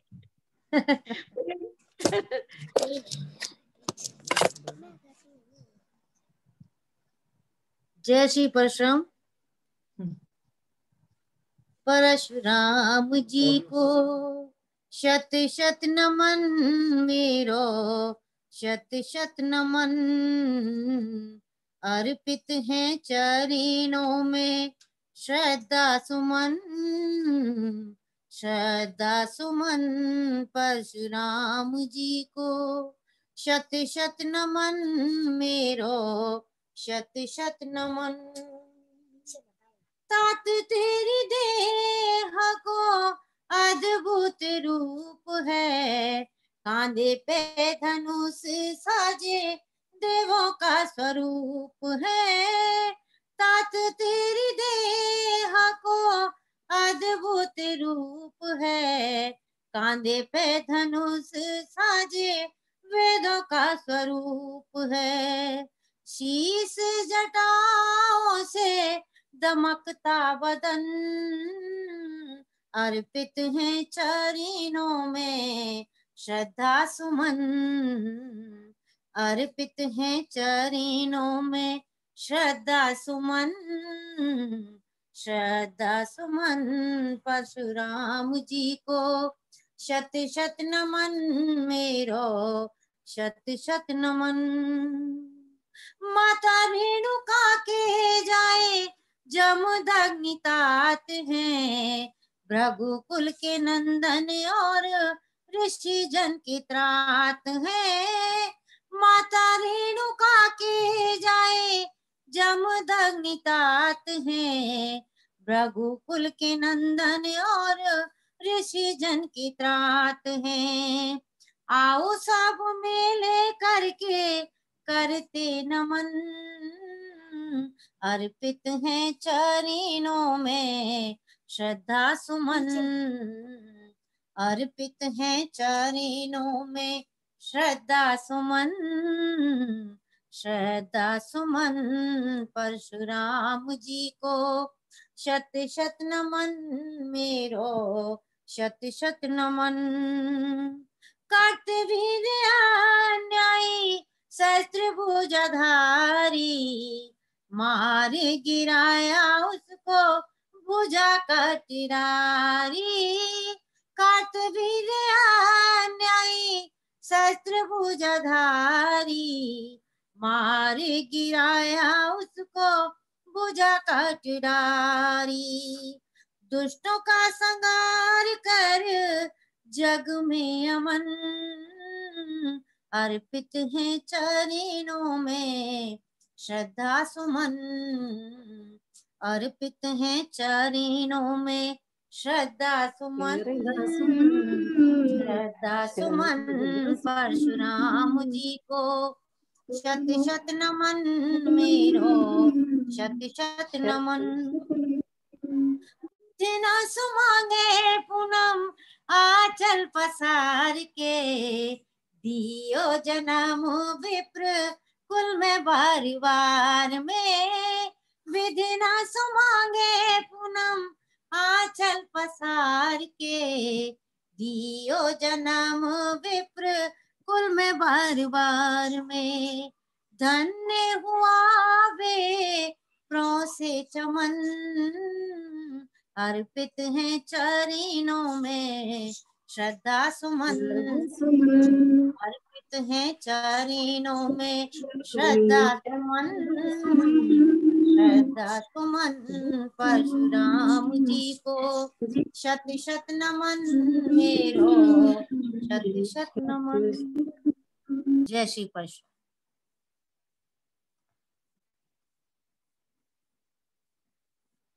दीदी माइक खोलो, आवाज नहीं आ रही। अब आ रही है? मैं हाँ सब जी। भाई बहनों को कहना चाहती हूँ कि जो मीटिंग का अनुभव अभी नया नया है सबके लिए, तो बहुत सी बहनें शायद इन नहीं हो पा रही हैं, कोई बात नहीं। मीटिंग का टाइम हमने 5 बजे तक का दिया है, लेकिन अभी 3 बज के कुछ मिनट हो रहे हैं। तो जब तक वो बहनें आए, तो हमारे बीच में बहुत सी बहनें जो बहुत अच्छी तरीके से बोल सकती हैं। हमने परिचर्चा का विषय आज रखा है, ब्राह्मण समाज में बढ़ती हुई शादी विवाह की आयु। तो इस पर जो भी बहनें बोलना चाहती हैं, एक एक करके बोले। किरण जी आप शुरू कर लीजिए, मुझे आपकी फोटो सामने दिखाई दे रही है कि हमारे ब्राह्मण समाज में जो विवाह की आयु बढ़ रही है, उसका कारण क्या है और इसे हम कैसे उस पर रोक लगा सकते हैं या क्या इसका समाधान कर सकते हैं। आवाज नहीं आ रही, अनम्यूट करिएगा, अनम्यूट करिए किरण जी, आवाज नहीं आ रही।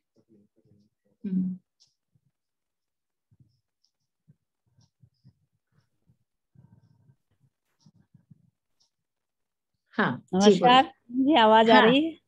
अब आ रही है। किरण शर्मा जी बोल रही हैं आपके बीच में, बूंदी की अध्यक्ष है, बहुत एनर्जेटिक, बहुत अच्छी, इनकी टीम बहुत बड़ी है बूंदी की। मैं व्यक्तिगत रूप से बूंदी गई हूँ और इनका सहयोग सब बहनों के साथ बहुत अच्छा है। जी बोले। धन्यवाद आपका, जो आपने इतना बढ़ा चढ़ा करके मेरे बारे में बोला। नहीं आप है इस लायक। सभी बहनों को मेरा सभी बहनों को मेरा नमस्कार। बीच बीच में क्या है, मेरी पोती डिस्टर्ब कर देती है तो उसके लिए क्षमा।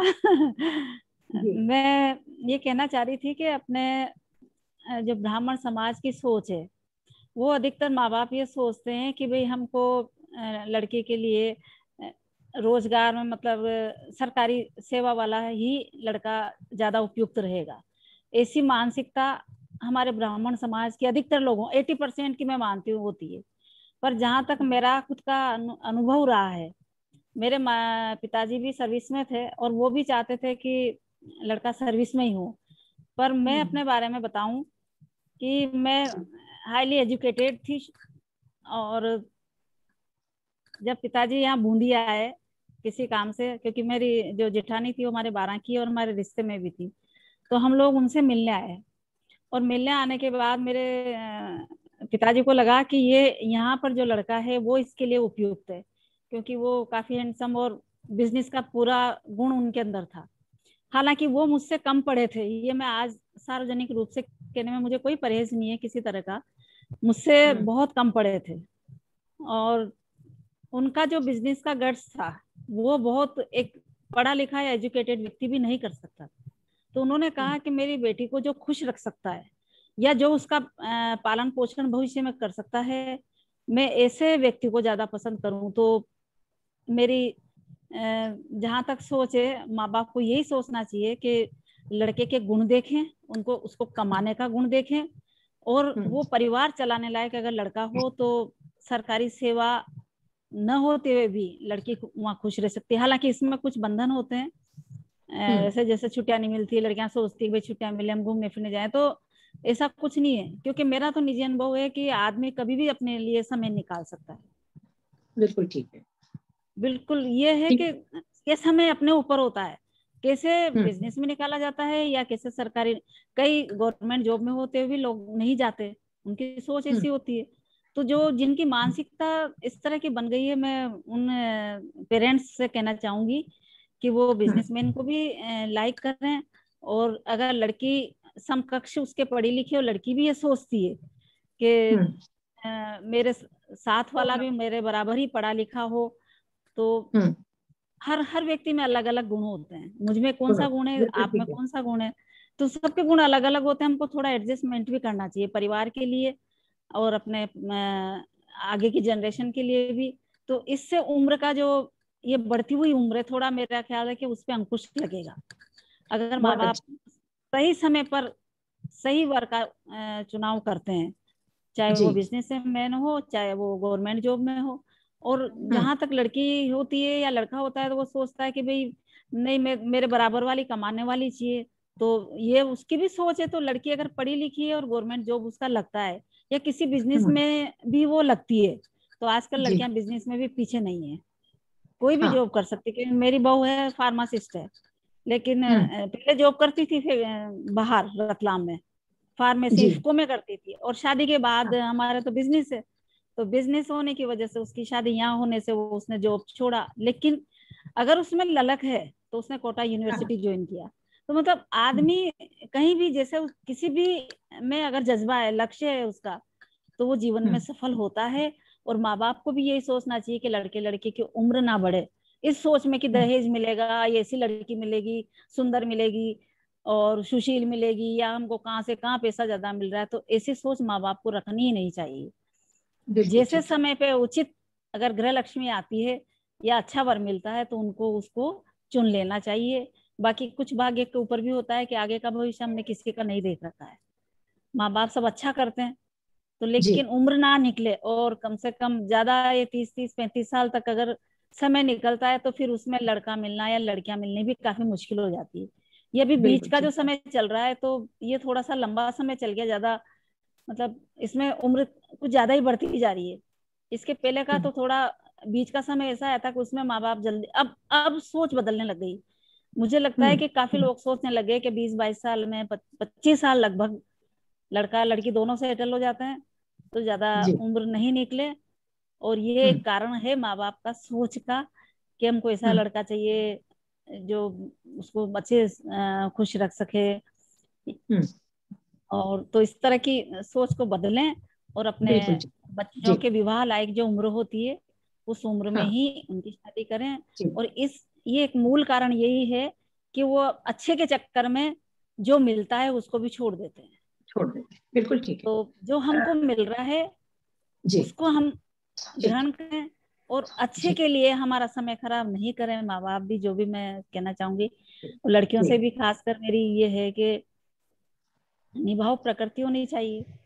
और अगर आगे बढ़ने की उसको शौक है कुछ करने का तो लड़के वालों को भी सोचना चाहिए कि इसको जो शौक है उसको अहमियत दें, उसको आगे बढ़ने में उसकी इच्छा पूरी करें। और एडजस्टमेंट तो दोनों तरफ से बिठा के रखना पड़ता है तभी अपना घर चलता है। हाँ, शादी का मूल मंत्र यही है। बिल्कुल ठीक कहा। अपने ब्राह्मण समाज में किसी में आजकल ये जो बहुत से तलाक वगैरह बढ़ते जा रहे हैं तो लड़के लड़कियों में एक तरह से उग्रता है हर चीज को पाने की एकदम से इतनी है कि आज ही मुझे मिल जाए। तो थोड़ा सा धैर्य भी रखें और अब हमको सब कुछ मिलेगा और जरूर मिलेगा अगर हमारे अंदर धैर्य और लक्ष्य अगर हम लेके चलते हैं। तो माँ बाप या जितने भी सुन रहे हैं जिनके बच्चे शादी लायक हैं तो उनसे मेरा यही निवेदन है कि वो अपने बच्चे की सही उम्र में शादी करें और इस बड़े कारण को रोकने में सक्षम। धन्यवाद। मैडम, आप जो भी बोलना चाहते हैं आप मुझे उधर से थम्स अप कर सकते हैं, है ना। अभी अनीता जी। हाँ, अरुणा जी, मुझे बोलने का समय दिया, मेरे विचारों को सुना आपने। धन्यवाद। मैं अनीता शर्मा जी रावत भाटा से जी बोले। अनम्यूट कर लीजिए। मैं अनम्यूट हूँ। मेरी आवाज आ रही है आपको? आ रही है। हाँ, आ रही जी बोले। हाँ जी, मैं अपना एक छोटा सा अनुभव आपको कहना चाहती हूँ। जब मेरी शादी हुई तब मैं 12th में ही थी। मेरी मदर इन लॉ बिल्कुल गांव की है और हम बहुओं को, उन्होंने 4 बहुओं को उन्होंने पढ़ाया। उन्होंने ये कहा कि तुम सबका भी पढ़ना जरूरी है, जबकि हमारी फैमिली में व्यापार में है। मेरी सास ने हमें पढ़ाया। आज कोई LLM है, हम में से B.Ed है, जॉब में है। तो मैं सबको यही कहूंगी कि चाहे बेटियां हो चाहे बहू हो, पढ़ना सबका जरूरी है। और सास भी अगर आप बने तो जरूर पढ़ाएं। मेरे 2 बेटे हैं, एक बेटा शादी लायक है, अभी वो बीटेक कर रहा है। और मैं ये चाहती हूँ कि मेरे घर में मैं 2 बेटियां लेकर आऊं, बहुएं नहीं।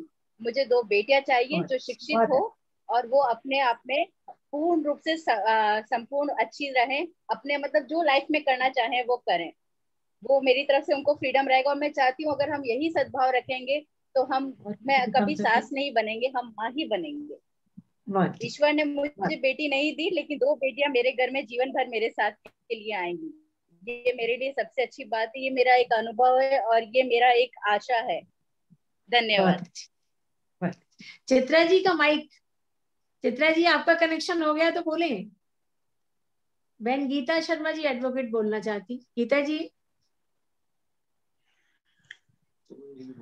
सुमन जी, हाँ जिनका भी कनेक्शन पहले हो जाए। सुमन जी बोलिए।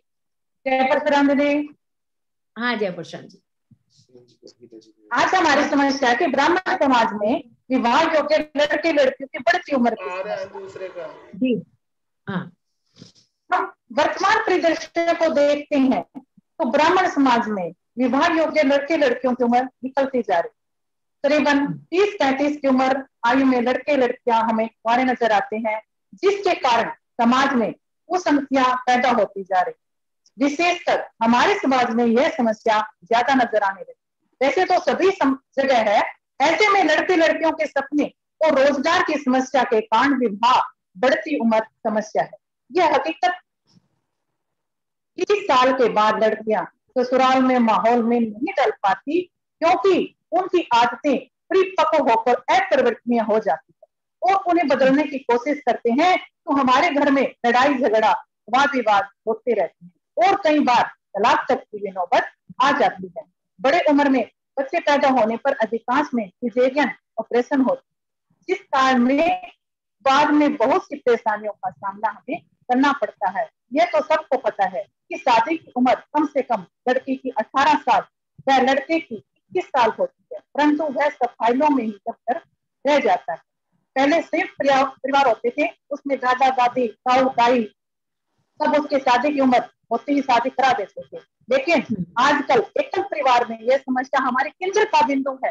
देखा जाए तो शिक्षा का प्रचार प्रसार, बिजनेस, नौकरी शादी की उम्र को बढ़ा रही है। सभी बच्चे डिग्रियां हासिल कर पाते हैं, करने में लगे हुए हैं, जिससे सामान्यतः उनकी उम्र 30-35 हो जाती है। फिर हम उनकी शादी के बारे में सोचते हैं तो लोग तरह तरह के सवाल करने लगते हैं। बढ़ती उम्र हमारी इसमें समस्या है। अविवाहित लड़के और लड़कियां एक गंभीर समस्या आज सामान्य रूप से अपने समाज में उभर रही है। यह परिवार के लिए चिंताजनक है।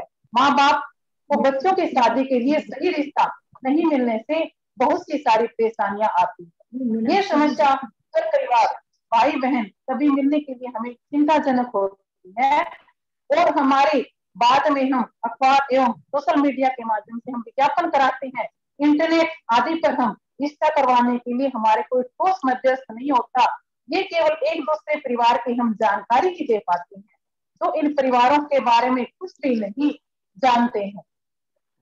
इसके बाद एक दूसरे के हम दोषारोपण भी करते हैं, लेकिन बाद में इसका समाधान मुश्किल हो जाता है। इसलिए हम अभी सोचना होगा कि हमारे बच्चों की शादी के लिए भी कोई मध्यस्थ या माध्यम की आवश्यकता की हमें जरूरत पड़ेगी। हमारे युवक युवतियों के हमारे सपने होते हैं, ये उम्र बच्चों के वैवाहिक जीवन के सपनों को पूरा करने की होती है। सब कुछ पास होते हुए भी वे अपने आप को तिरस्कार भरी नजरों से देखते हैं।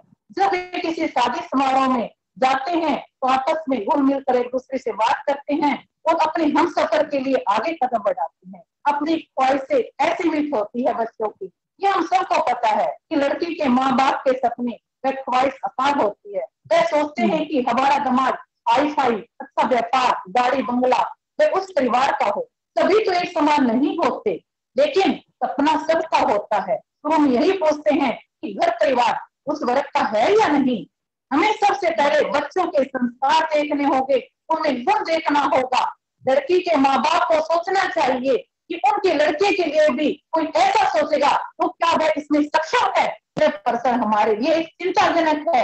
यहाँ तक कि गरीब माँ बाप अपनी लड़की की शादी अमीर से करना चाहता है, ये सामान्य परिवार का क्या होगा।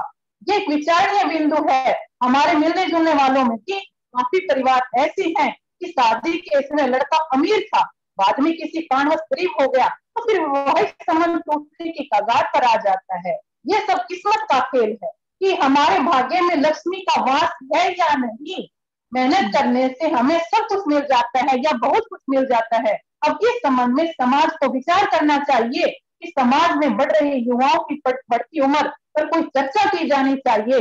इस बाबत संस्थाएं बनाई जानी चाहिए जहाँ पर इस बिंदु पर हम अपने विचार रख सकें। यह विषय दिन पर दिन हमारे लिए चिंतनीय होता जा रहा है। जय हिंद। जी गीता शर्मा जी, गीता शर्मा जी एडवोकेट। मैं एक बात बीच में कहना चाहती हूँ, जो आप कारण बता रही हैं बिल्कुल उचित है। एक और कारण है जिसकी तरफ हमारे जो कार्यवाहक अध्यक्ष हैं भाई सुभाष जी पाराशर, वो बार बार इंगित करते हैं कि जैसे गौड़ का विवाह तिवारी में नहीं होगा, या पारिक से नहीं होगा, या पारिक का दूसरे उनसे जोशी से नहीं होगा। तो ये भी एक समस्या है कि ये भी एक समस्या है कि विवाह बढ़ती जाती है। हमारा सब एक ही है, समाज एक ही है, ब्राह्मण हम एक ही है, ऐसी कोई ब्राह्मण को होना चाहिए। हाँ, ब्राह्मण हम सब एक है। हाँ, हम सब एक है, हम सब एक है। उसका हमें ध्यान रखना चाहिए। हमें अपने परिवार का, अपने उसमें अगर मेलजोल हमारा होता है तो उसमें हमारी शादी कर देना। हाँ, ब्राह्मणों के दूसरे वर्ग में अगर अच्छा लड़का मिलता है तो उनको भी देखना चाहिए। कोई दिक्कत नहीं होनी चाहिए। सही है। गीता शर्मा जी एडवोकेट है। गीता जी आइए। चित्रा जी नहीं बोल पाई। हाँ, अनम्यूट कर लीजिए गीता जी। बहनों जो भी बोलना चाहती थम्स अप कर दीजिए, मुझे इधर से पता लग जाएगा। हाँ गीता जी, चित्रा जी अगर लाइन पर हो। चित्रा जी, रेखा जी आप बोलना चाहती हैं? रेखा जी। जी मैम। हाँ, मैं बोल रही थी कि हम युवक युवती परिचय सम्मेलन करवाते, लेकिन आजकल रेखा जोशी बूंदी से है ना? बूंदी से। जी मैम, मैं रेखा जोशी बोल रही हूँ बूंदी से। ये महत्वाकांक्षाएं बच्चों की बहुत बढ़ गई है, और इन महत्वाकांक्षाओं के बढ़ते चलते ही बच्चों की शादियों में देरी हो रही है। तो ये है कि सारे फैक्टर तो आपको मिल नहीं सकते, कि आप एज भी देखें। एज ग्रुप आपका 20 से 25 तक ही रहना चाहिए। अब आजकल बच्चे अपने कि नहीं हम जॉब करेंगे, ये करेंगे, अभी जॉब लग जाती है तो अभी बच्चे की नहीं अभी हम सेटल हो जाएं, 2-5 साल निकाल देते हैं। तो ये नहीं सोचते। एक तो पेरेंट्स को ही बच्चों को समझाना चाहिए कि समय पर शादी हो जाएगी। आपका कैरियर एक टाइम होता है, बन जाता है, जॉब लगे उसके बाद आपको सोचने का कोई मतलब नहीं है। और अगले जहाँ आपकी शादी हो रही है वो भी आपको, जहाँ आप शादी करें वो भी सक्षम है। और एक इतने सारे ब्राह्मण ग्रुप बने हुए हैं, सर्व ब्राह्मण समाज के अपने इतने ग्रुप बने हुए हैं, तो ज्यादा से ज्यादा पेरेंट्स को उन ग्रुप से जुड़ जाना चाहिए, ताकि क्योंकि अभी अपन कोरोना काल में हर जगह जाके नहीं देख सकते, नहीं मिल सकते। जब आपकी सारी बातें फिक्स हो जाती है तो आप एक बार मिल सकते हैं, वरना अभी ग्रुप पे ही देखकर आप निश्चित कर सकते हैं। ग्रुप पे आपको जो भी बातें मिलानी है आप वीडियो कॉलिंग करके ये करके। पर समाज इतना बड़ा है, सर्व ब्राह्मण समाज हमारे इतने ब्राह्मण हैं, तो आप किसी भी ब्राह्मण में कर सकते हैं। ऐसा नहीं है कि आप अपने ही ब्राह्मण में देखें, हम सब एक हैं। तो और इतने सारे टेलीग्राम ग्रुप पे भी है, सर्व ब्राह्मण समाज के ग्रुप में बहुत सारे ग्रुप बने हुए हैं।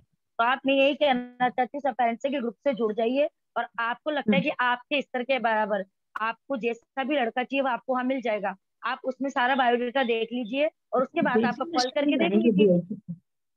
आप उस जो भी आपको लगता है कि आपके लायक है आप वहां पर कॉल करके देख लीजिए।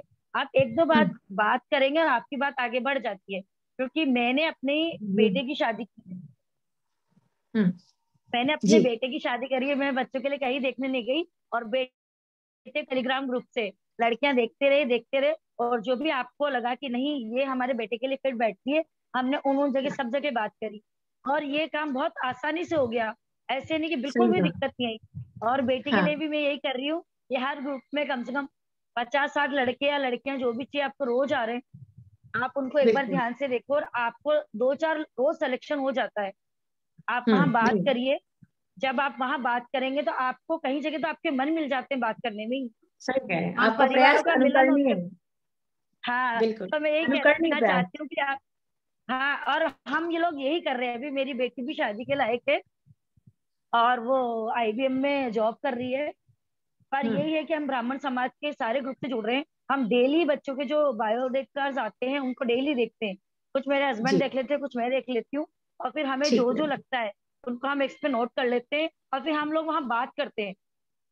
फिर हम उनसे पूछ लेते हैं आपको किस तरह की चाहिए, और वो भी हमसे पूछ लेते हैं कि हमें क्या आपको चाहिए। बहुत अच्छा, इस तरह से भी हम आगे बढ़ सकते हैं ताकि बच्चों की एज न बढ़ाए। समय पर शादियां होना बहुत जरूरी है, भूमिका महत्वपूर्ण आप बता रही हैं, बहुत ग्रुप्स की महत्वपूर्ण है, और इस कोरोना काल में तो बहुत ज्यादा महत्वपूर्ण है, बहुत ज्यादा, ये मैं कहना मिलने का चाहती हूँ। यही, और बच्चे अति महत्वाकांक्षी नहीं बने, क्योंकि देरी करना कोई वो नहीं है। आगे भी आपको देखना है, आगे आपके छोटे भाई बहनी है, अगर स्टार्टिंग स्टेप पर ही देरी होती है तो फिर देरी होती जाएगी।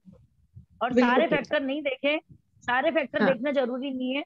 जो मूल समस्या है, जो मूल गुण है, केवल वही देखे और बात को आगे बढ़ाए, ताकि सभी बच्चे समय पर शादी हो सके। सभी बच्चों को ये भी ध्यान रखना है कि हमें हर बात नहीं देखनी है, लड़की से बात करनी है, लड़कों से बात करो, लेकिन कुछ छोटी छोटी बातें जिनको इग्नोर भी करना चाहिए, एडजस्टमेंट भी करना, मेरा सभी बच्चों से एडजस्टमेंट करना चाहिए, सामंजस्य से बिठाना चाहिए, हर छोटी छोटी बात को लेकर इशू नहीं बनाना चाहिए, और ग्रुप में जरूर जाए ताकि आपका जल्दी से जल्दी विवाह हो। ये मेरा, मैं तो इसी तरह करती हूँ, और मेरे दोनों बच्चों की शादी इसी तरह होगी। बेटी की तो हो गई, बहू भी बहुत सुशील मिली है, बहुत अच्छी है। आपको बधाई। कोरोना चल रहा है इसलिए मिठाई खाने नहीं आ सकती ना। नहीं आप कोरोना में मिठाई नहीं खा सकते। तो ये भिलवाड़ा हुई है, बहू बहुत अच्छी है, और क्यों इसी नहीं, ग्रुप के मैं माध्यम बूंदी से हुई आऊंगी, बूंदी है। आऊंगी, हाँ जब खाऊंगी आइए, और घर पे आइए आप जरूर, मैं सभी जगह आऊंगी बहनों। अब तक तो मैं आ जाती, कोरोना ने इतना रोक दिया नहीं, सारे जिलों में घूम लेती हूँ। आपको जरूर पधारना है, घर आना है, सब बहनों को भी लाना है जो आपके साथ है जयपुर में। जी हमारे बीच में बहन स्नेहा जी बोलना चाह रही हैं। बहन स्नेहा तो नहीं है, आप बोलिए, अनम्यूट करिए, अनम्यूट करिए आप। कौन है? साफ नहीं आएगा वीडियो? नहीं आ रहा है, बहन बोलिए, आप अपना परिचय करिए, परिचय दीजिए, अनम्यूट करिए। ये मेरे ख्याल से प्रीति जी हैं क्या, ब्यावर से? क्या? हेलो, आपका माइक अनम्यूट करिए, आपका माइक अनम्यूट करिए। आवाज नहीं जा रही क्या? नहीं, आवाज नहीं जा रही, कोई बात नहीं। हाँ, तब तक गीता जी आ गए क्या? गीता जी, चित्रा जी, गीता जी कोई आए? और कौन?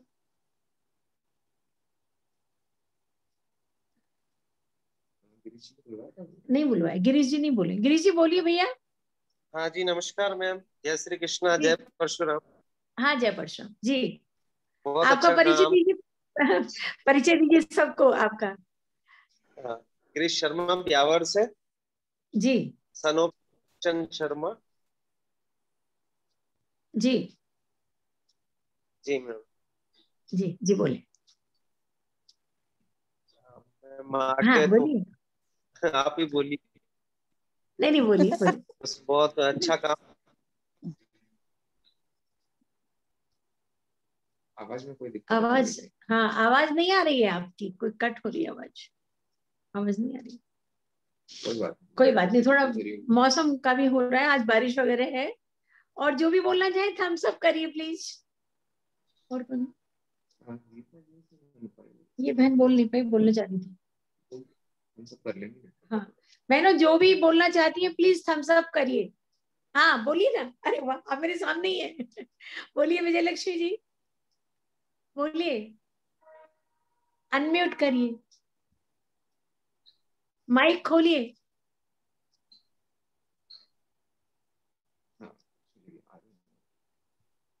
हाँ आ रही दीदी आवाज? आ रही है, हाँ बोलिए। आ रही है दीदी। सबसे पहले मैं एक कहना चाहती हूँ, अपन जो भी मिलते हैं ना, तो नमस्कार, गुड मॉर्निंग, ऐसा कुछ नहीं, जय परशुराम बोलना चाहिए। अपनी पहचान है। विजयलक्ष्मी जी, मैं तो आपको जानती हूँ, सबको परिचय दीजिए, आप कौन और कहाँ से बोल रही हैं? मैं बताइए। अजमेर शहर के अध्यक्ष हूँ, विजयलक्ष्मी पारा सर।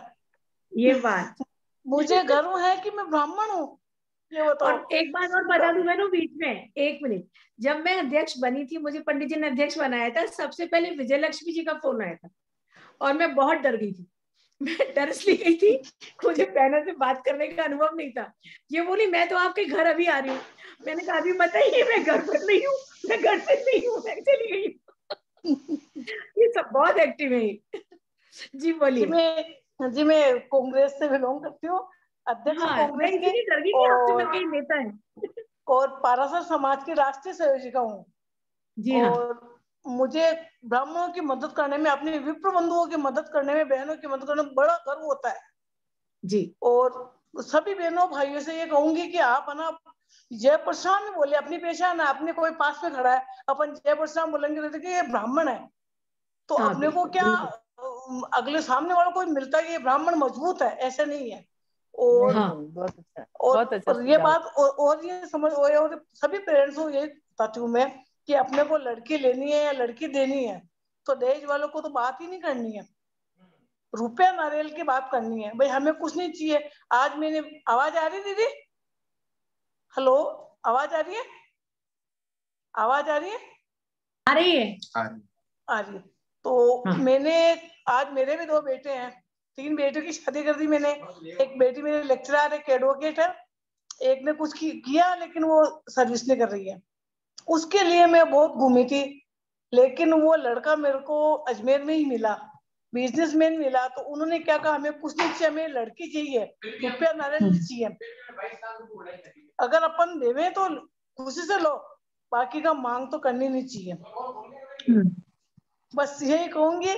और अपने सारे समाज, सारे विप्र समाज में एक दूसरे, जरूरी नहीं कि आज पाराशर जी कहते हैं पाराशर जी पाराशर में करो, नहीं, अपन सब ब्राह्मण है, एक है, अपने को लड़का सुविधा से मिल जाएगा।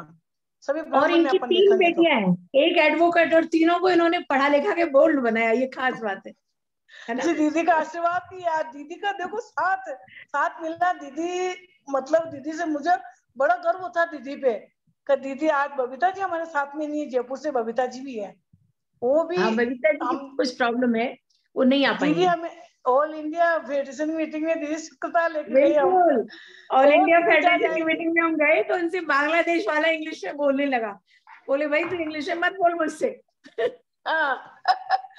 तो फिर ना अब भी कहीं जाएंगे तो दीदी के साथ ही रहेंगे, दीदी का साथ रहे। आज दीदी ने ब्राह्मणी का काम किया, अपनी PDF निकाली, अभी पत्रिका निकल रही है, बहुत अच्छा काम किया, आज तक किसी ने नहीं किया। आज महिला प्रकोष्ठ में दीदी ने किया, दीदी को बहुत बहुत आभार, बहुत बहुत धन्यवाद। और सबको जय परशुराम, आपके सहयोग से चल रहा है, जय परशुराम। हमारे पीछे भाई अखिलेश जी, अखिलेश जी शर्मा आए हुए हैं, उनकी पत्नी प्रिंसिपल हैं सीमा जी। अखिलेश जी, सीमा जी बोले प्लीज। भाई साहब अनम्यूट। नमस्ते। हाँ, जय परशुराम। आवाज आ रही है ना मैडम? आ रही है, हाँ बिल्कुल, आवाज फोटो दोनों आ रही है। जी बोले भाई साहब। दीदी मैंने देखा कि जो लेट उम्र बच्चों की जो ज्यादा एज होती जा रही है ना, उसके लिए पेरेंट्स बहुत ज्यादा जिम्मेवार है। पेरेंट्स जिम्मेदार, बिल्कुल ठीक कह रहे हैं आप। अभी मैंने मेरे बेटे का उसने डाला, तो बेटा 25 साल का है, तो बीटेक किया उसने, SBI में डिप्टी मैनेजर है। हाँ। तो एक भी लड़की, एक लड़की सिर्फ श्रेयांश जिसकी 20 साल की उम्र है, उससे नीचे किसी भी पेरेंट्स ने नहीं डाला। तो हम पेरेंट्स ये सोचते हैं कि 25 साल तो कोई उम्र ही नहीं है शादी की आजकल। हाँ, आजकल सारे ये विचार हो गए ऐसे। तो धीरे धीरे 25 की 27 होती है, 27 की 30 हो जाती है। बिल्कुल, और 32 साल के बाद तो दिक्कत होने लगती है। धीरे धीरे एज बढ़ती जाती है और हमें पता ही नहीं चलता है समय कब निकल गया। जी आप सही कह रहे हैं। मेरी दादी जी की मैरिज हुई थी 13 साल की एज में। बिल्कुल। मेरी मदर की मैरिज हुई थी 15 साल की एज में। बिल्कुल। सीमा मेरे साथ रहती है, 22 साल की भी नहीं थी तब से मेरे साथ है। तभी तो ये मानती है कहना आपका। अगर 32 साल की आती तो नहीं मानती, लड़ती। ये सबसे बड़ी, जैसे नाबालिग शादी हुई है, जैसे जैसे बच्ची की एज बढ़ती जाती है, डिमांड बढ़ती जाती है, स्पेसिफिकेशन बढ़ते जाते हैं, हमें ऐसा लड़का चाहिए, ऐसा चाहिए। और ये तो भाई साहब बहुत तारीफ की बात है, सीमा जी प्रिंसिपल होती हुई भी आपका कहना मानती है, ये तो इनकी तारीफ करनी पड़ेगी। नहीं, तो प्रिंसिपल मुझे इन्होंने ही बनाया। अरे वाह, अच्छी बात कही आपने। वाह वाह वाह वाह वाह। मैं एमएससी प्रीवियस में ही थी तब मेरी शादी हो गई थी। हाँ, तो इससे सबक लेना चाहिए लोगों को। हाँ, तो एमएससी शादी प्रीवियस के में बाद भी हो सकता है। जी जी। शादी के बाद बहुत पढ़ाई की और वो सब इन्होंने ही करवाई, और मेरी मदर इन लॉ ने, फादर इन लॉ ने बहुत सहयोग किया उनकी वजह से कि तुम्हें पढ़ना है तो पढ़ना ही है। एमएससी फाइनल मैंने बाद में किया, बीएड किया, एमएड किया, आरपीएससी फाइट किया, फिर पहले लेक्चरशिप की, फिर उसके बाद अभी प्रमोशन 6 साल से प्रिंसिपल भी हूँ। तो सब कुछ परिवार का सहयोग होता है, सपोर्ट होता है, तो आप निश्चित रूप से आगे बढ़ते हैं। तो ये मानना चाहिए इसमें उम्र कहीं कोई बाधा नहीं बनती है कि ये सोचें कि पहले तो हम पढ़ाई कर लें, फिर पहले हम अपना करियर बना लें, तो और फिर उसके बाद शादी करेंगे। तो करियर की कोई उम्र नहीं है। किसी का करियर तो 22 साल में भी बन जाता है, किसी का 25 में, किसी का 30 में। तो वो चीज नहीं देख के एक शादी की अगर उम्र शुरू हो जाती है तो जो कि दे रखी है वहीं से सोचना शुरू कर देना चाहिए पेरेंट्स को भी, और बच्चों में भी थोड़ा बहुत, मतलब ऐसे एकदम जल्दी तो नहीं कर उनके सकते, विचार डेवलप करने लेकिन हाँ लड़की है तो 24-25 साल में तो ज्यादातर बच्चों का, चाहे लड़का है चाहे लड़की है, करियर बन ही है। तो उस बारे में सोचना शुरू करना चाहिए, तब तक सोचते ही नहीं है। बड़े वाले बेटे की शादी तब भी हम देखते थे कि मतलब लोग, हम बात करते थे कहीं पे तो कहते थे अभी तो हमने सोचा ही नहीं, तो फिर ये सोचा, तो सोचो टाइम पे, ताकि टाइम पे रिश्ता हो जाए और टाइम पे उनकी फैमिली लाइफ सेट हो जाए। जो अर्ली मैरिज लॉन्ग टर्म चलती है, ये भी है। हाँ, आप कोई परिचय भी देना चाह रहे थे ना किसी बच्ची का? हाँ, वो अभी है नहीं वही बेटा है मितुल शर्मा। अच्छा, एसबीआई में है अभी, डेप्यूटी मैनेजर है।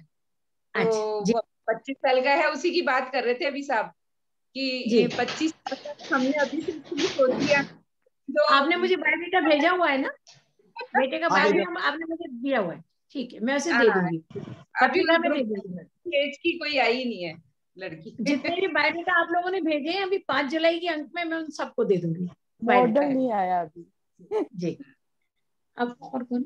निर्मला जी बोलना चाह रही है अजमेर से? निर्मला जी, बहन निर्मला जी कुछ कहना चाह रही है?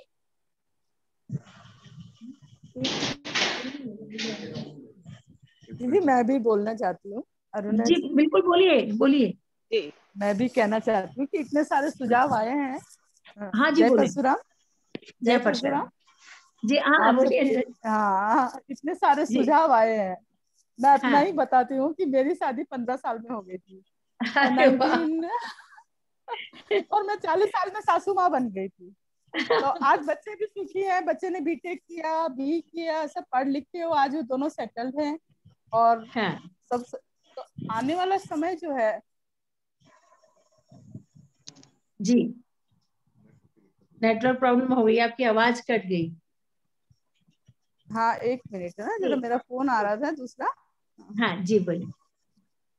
तो जो बच्चे आगे की अपनी गृहस्थी कैसे बनाएंगे, अगर वो 35 साल में शादी करेंगे तो 40 साल के बाद सृष्टि का निर्माण वो कैसे करेंगे, आने वाली अपनी गृहस्थी का निर्माण कैसे करेंगे।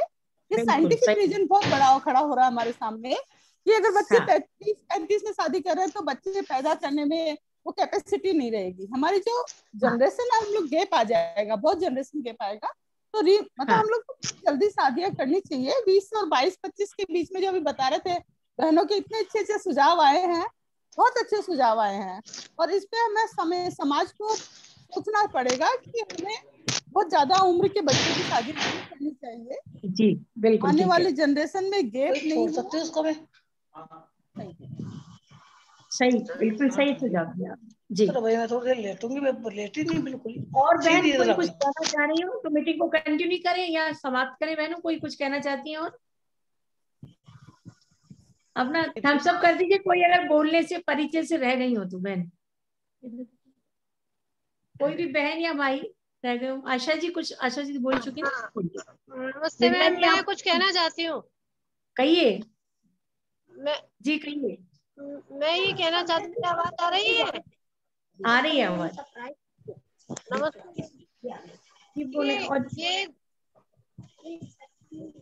ये एक बहुत ही अच्छा जी।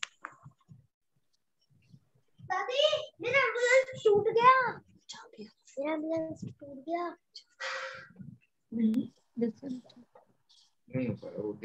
आपका, हाँ बोलिए, आपकी आवाज जा रही है आयशा जी?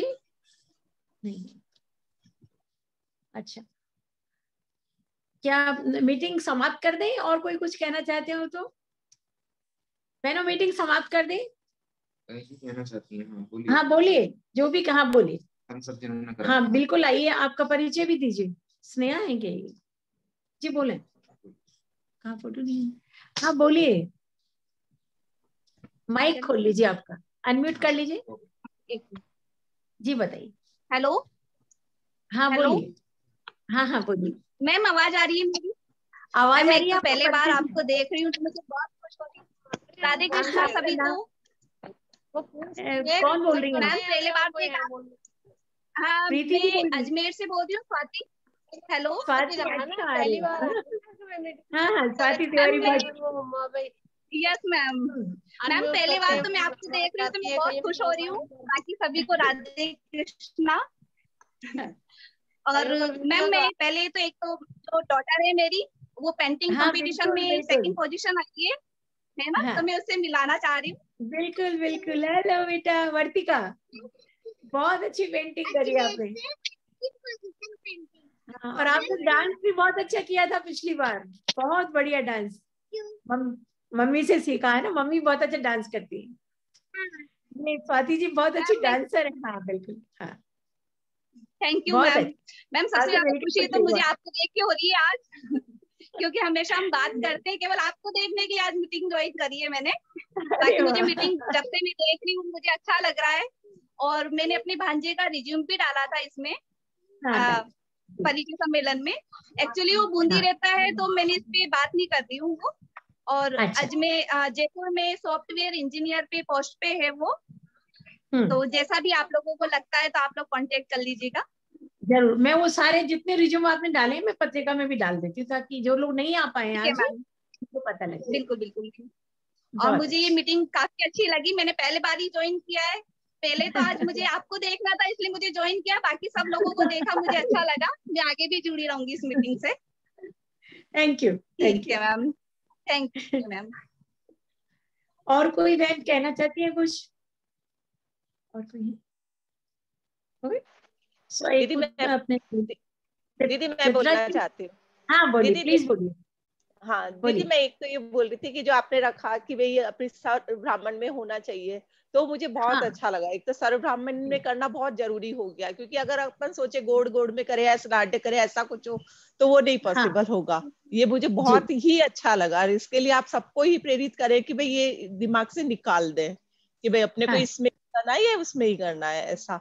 और सेकंड ये कि जैसा अपन सोचते हैं कि सबकी उम्र ज्यादा होती है, ये होती है पढ़ाई का, वो जो सब लोगों ने बताया, तो उसमें ये होना चाहिए कि आगे पेरेंट्स को ये देना चाहिए कि कोई भी अपने बहू आ रही है तो उसको बेटी समझ के आगे पढ़ाए, क्योंकि हर फैमिली में दीदी ऐसा नहीं है। वो कहते हैं कि चलो अब मैरिज हो गई, अब ये है गृहस्थी संभालो, वो करो।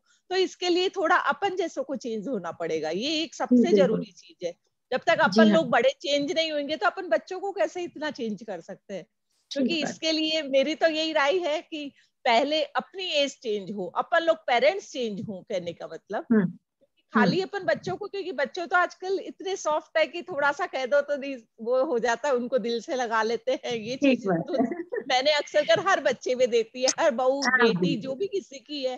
तो इसके लिए कि थोड़ा सा अपने को पेरेंट्स को भी थोड़ा सा चेंज होना चाहिए, अपनी मेंटेलिटी भी चेंज करनी चाहिए कि उनको थोड़ा सा, कोई भी किसी की बहू आती है तो उसको बेटी समझ के हर चीज बताई जाए। उसको भाई आगे जॉब भी करना है या पढ़ाई करनी है, जैसा भी है, तो थोड़ा सा तरीके से समझाएं, एकदम एक प्रेशराइज करके नहीं समझाना चाहिए अपने को। तो ये मेरा थोड़ा सा है कि सब लोग इस चीज पे ज्यादा ध्यान दें, क्योंकि अपन खाली बच्चों पे नहीं छोड़ सकते, ये चीज अपने लिए ज्यादा जरूरी है। और दूसरी में वो शेफाली अजमेर से आएंगी तो आप। हाँ शेफाली आई है। हाँ वो बोल रही थी, वो थोड़ा सा एकदम हिचकिचा रही है, तो मैंने उससे 2 बार कॉल किया, तो आप बोल दीजिए। शेफाली हाँ अजमेर से शेफाली, आप बोल दीजिए, वो आ जाएगी फिर। है अच्छा शेफाली जी, हाँ आइए शेफाली जी। ये अभी हमारी नई मेंबर बनी है ब्राह्मणी की शेफाली, और स्कूल चलाती हैं, अनमेरिड है, भाई बहन दोनों, और इनके पेरेंट्स नहीं है, और बड़े ये टैलेंटेड हैं दोनों भाई बहन। शेफाली जी आइए। ये पहले अपने भाई के लिए चिंतित है, बिल्कुल, और मैं इनके लिए चिंतित हूँ कि दोनों की ही शादी होनी चाहिए। सही है। भाई इनकी मम्मी जो है वो अभी कोरोना में खत्म हो गई, तो मैं ये मान के चलती हूँ कि मैं हूँ अब इनकी मम्मी। शेफाली जी। और मैं इनकी मौसी। अच्छा, वेरी गुड। जी बोले। हाँ, आप अनम्यूट हो जाइए, आवाज नहीं आ रही जी।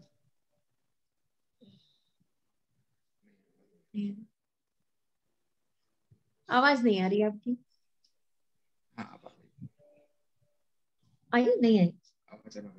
शेफाली जी नहीं आ रही आवाज, आवाज नहीं आ रही आपकी।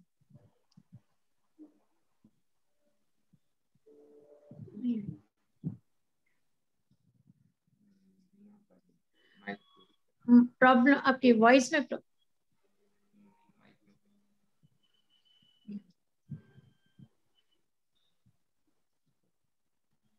आप तो अभी काफी यंग हैं और बहुत बड़ा काम कर रही है स्कूल चला के।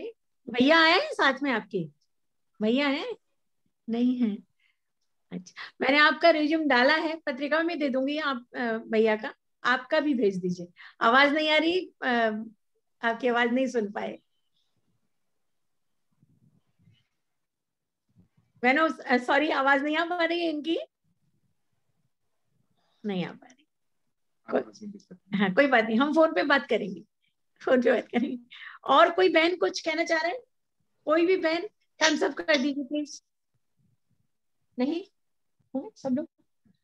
बहनों आज की मीटिंग बहुत अच्छी रही और आप सब जो लोगों ने जो सुझाव दिए, और सबसे खुशी की बात यह है कि आप लोग तो खैर आए, आपका प्यार और स्नेह। पंडित जी हमारे बीच में आए क्योंकि हम सम्मेलन नहीं कर पाए थे, तो मैं ये न्यूज बना के भेजूंगी आपको सारी। आप लोगों ने जो सुझाव दिया है वो, पंडित जी ने हमको आशीर्वाद दिया वो, और मैं ये मान के चलती हूँ कि मेरी जो बहनों की टीम है वो बहुत ही अच्छी है, बहुत स्ट्रांग है। सारे राजस्थान में इसको छपवाइए और महिला प्रकोष्ठ बहुत बढ़िया काम कर रहा है, इसमें कोई दो राय नहीं है। आपकी वजह से, बहनों की वजह से। आप हैं तो मैं हूं, अकेली कोई महिला या कोई अध्यक्ष कुछ नहीं कर सकती। शुरू के दिन से आप लोगों ने जो मेरा साथ दिया, उसकी वजह से ये इतना बड़ा नाम, इतना बड़ा संगठन बना है। मैं आप सब लोगों की दिल से, तहे दिल से आभारी हूँ। आप आई, पधारिए, आप अपने विचार रखें, उसके लिए आपका बहुत बहुत धन्यवाद, बहुत बहुत प्यार। मीटिंग खत्म करते हैं। नमस्कार, जय परशुराम जी। नमस्कार।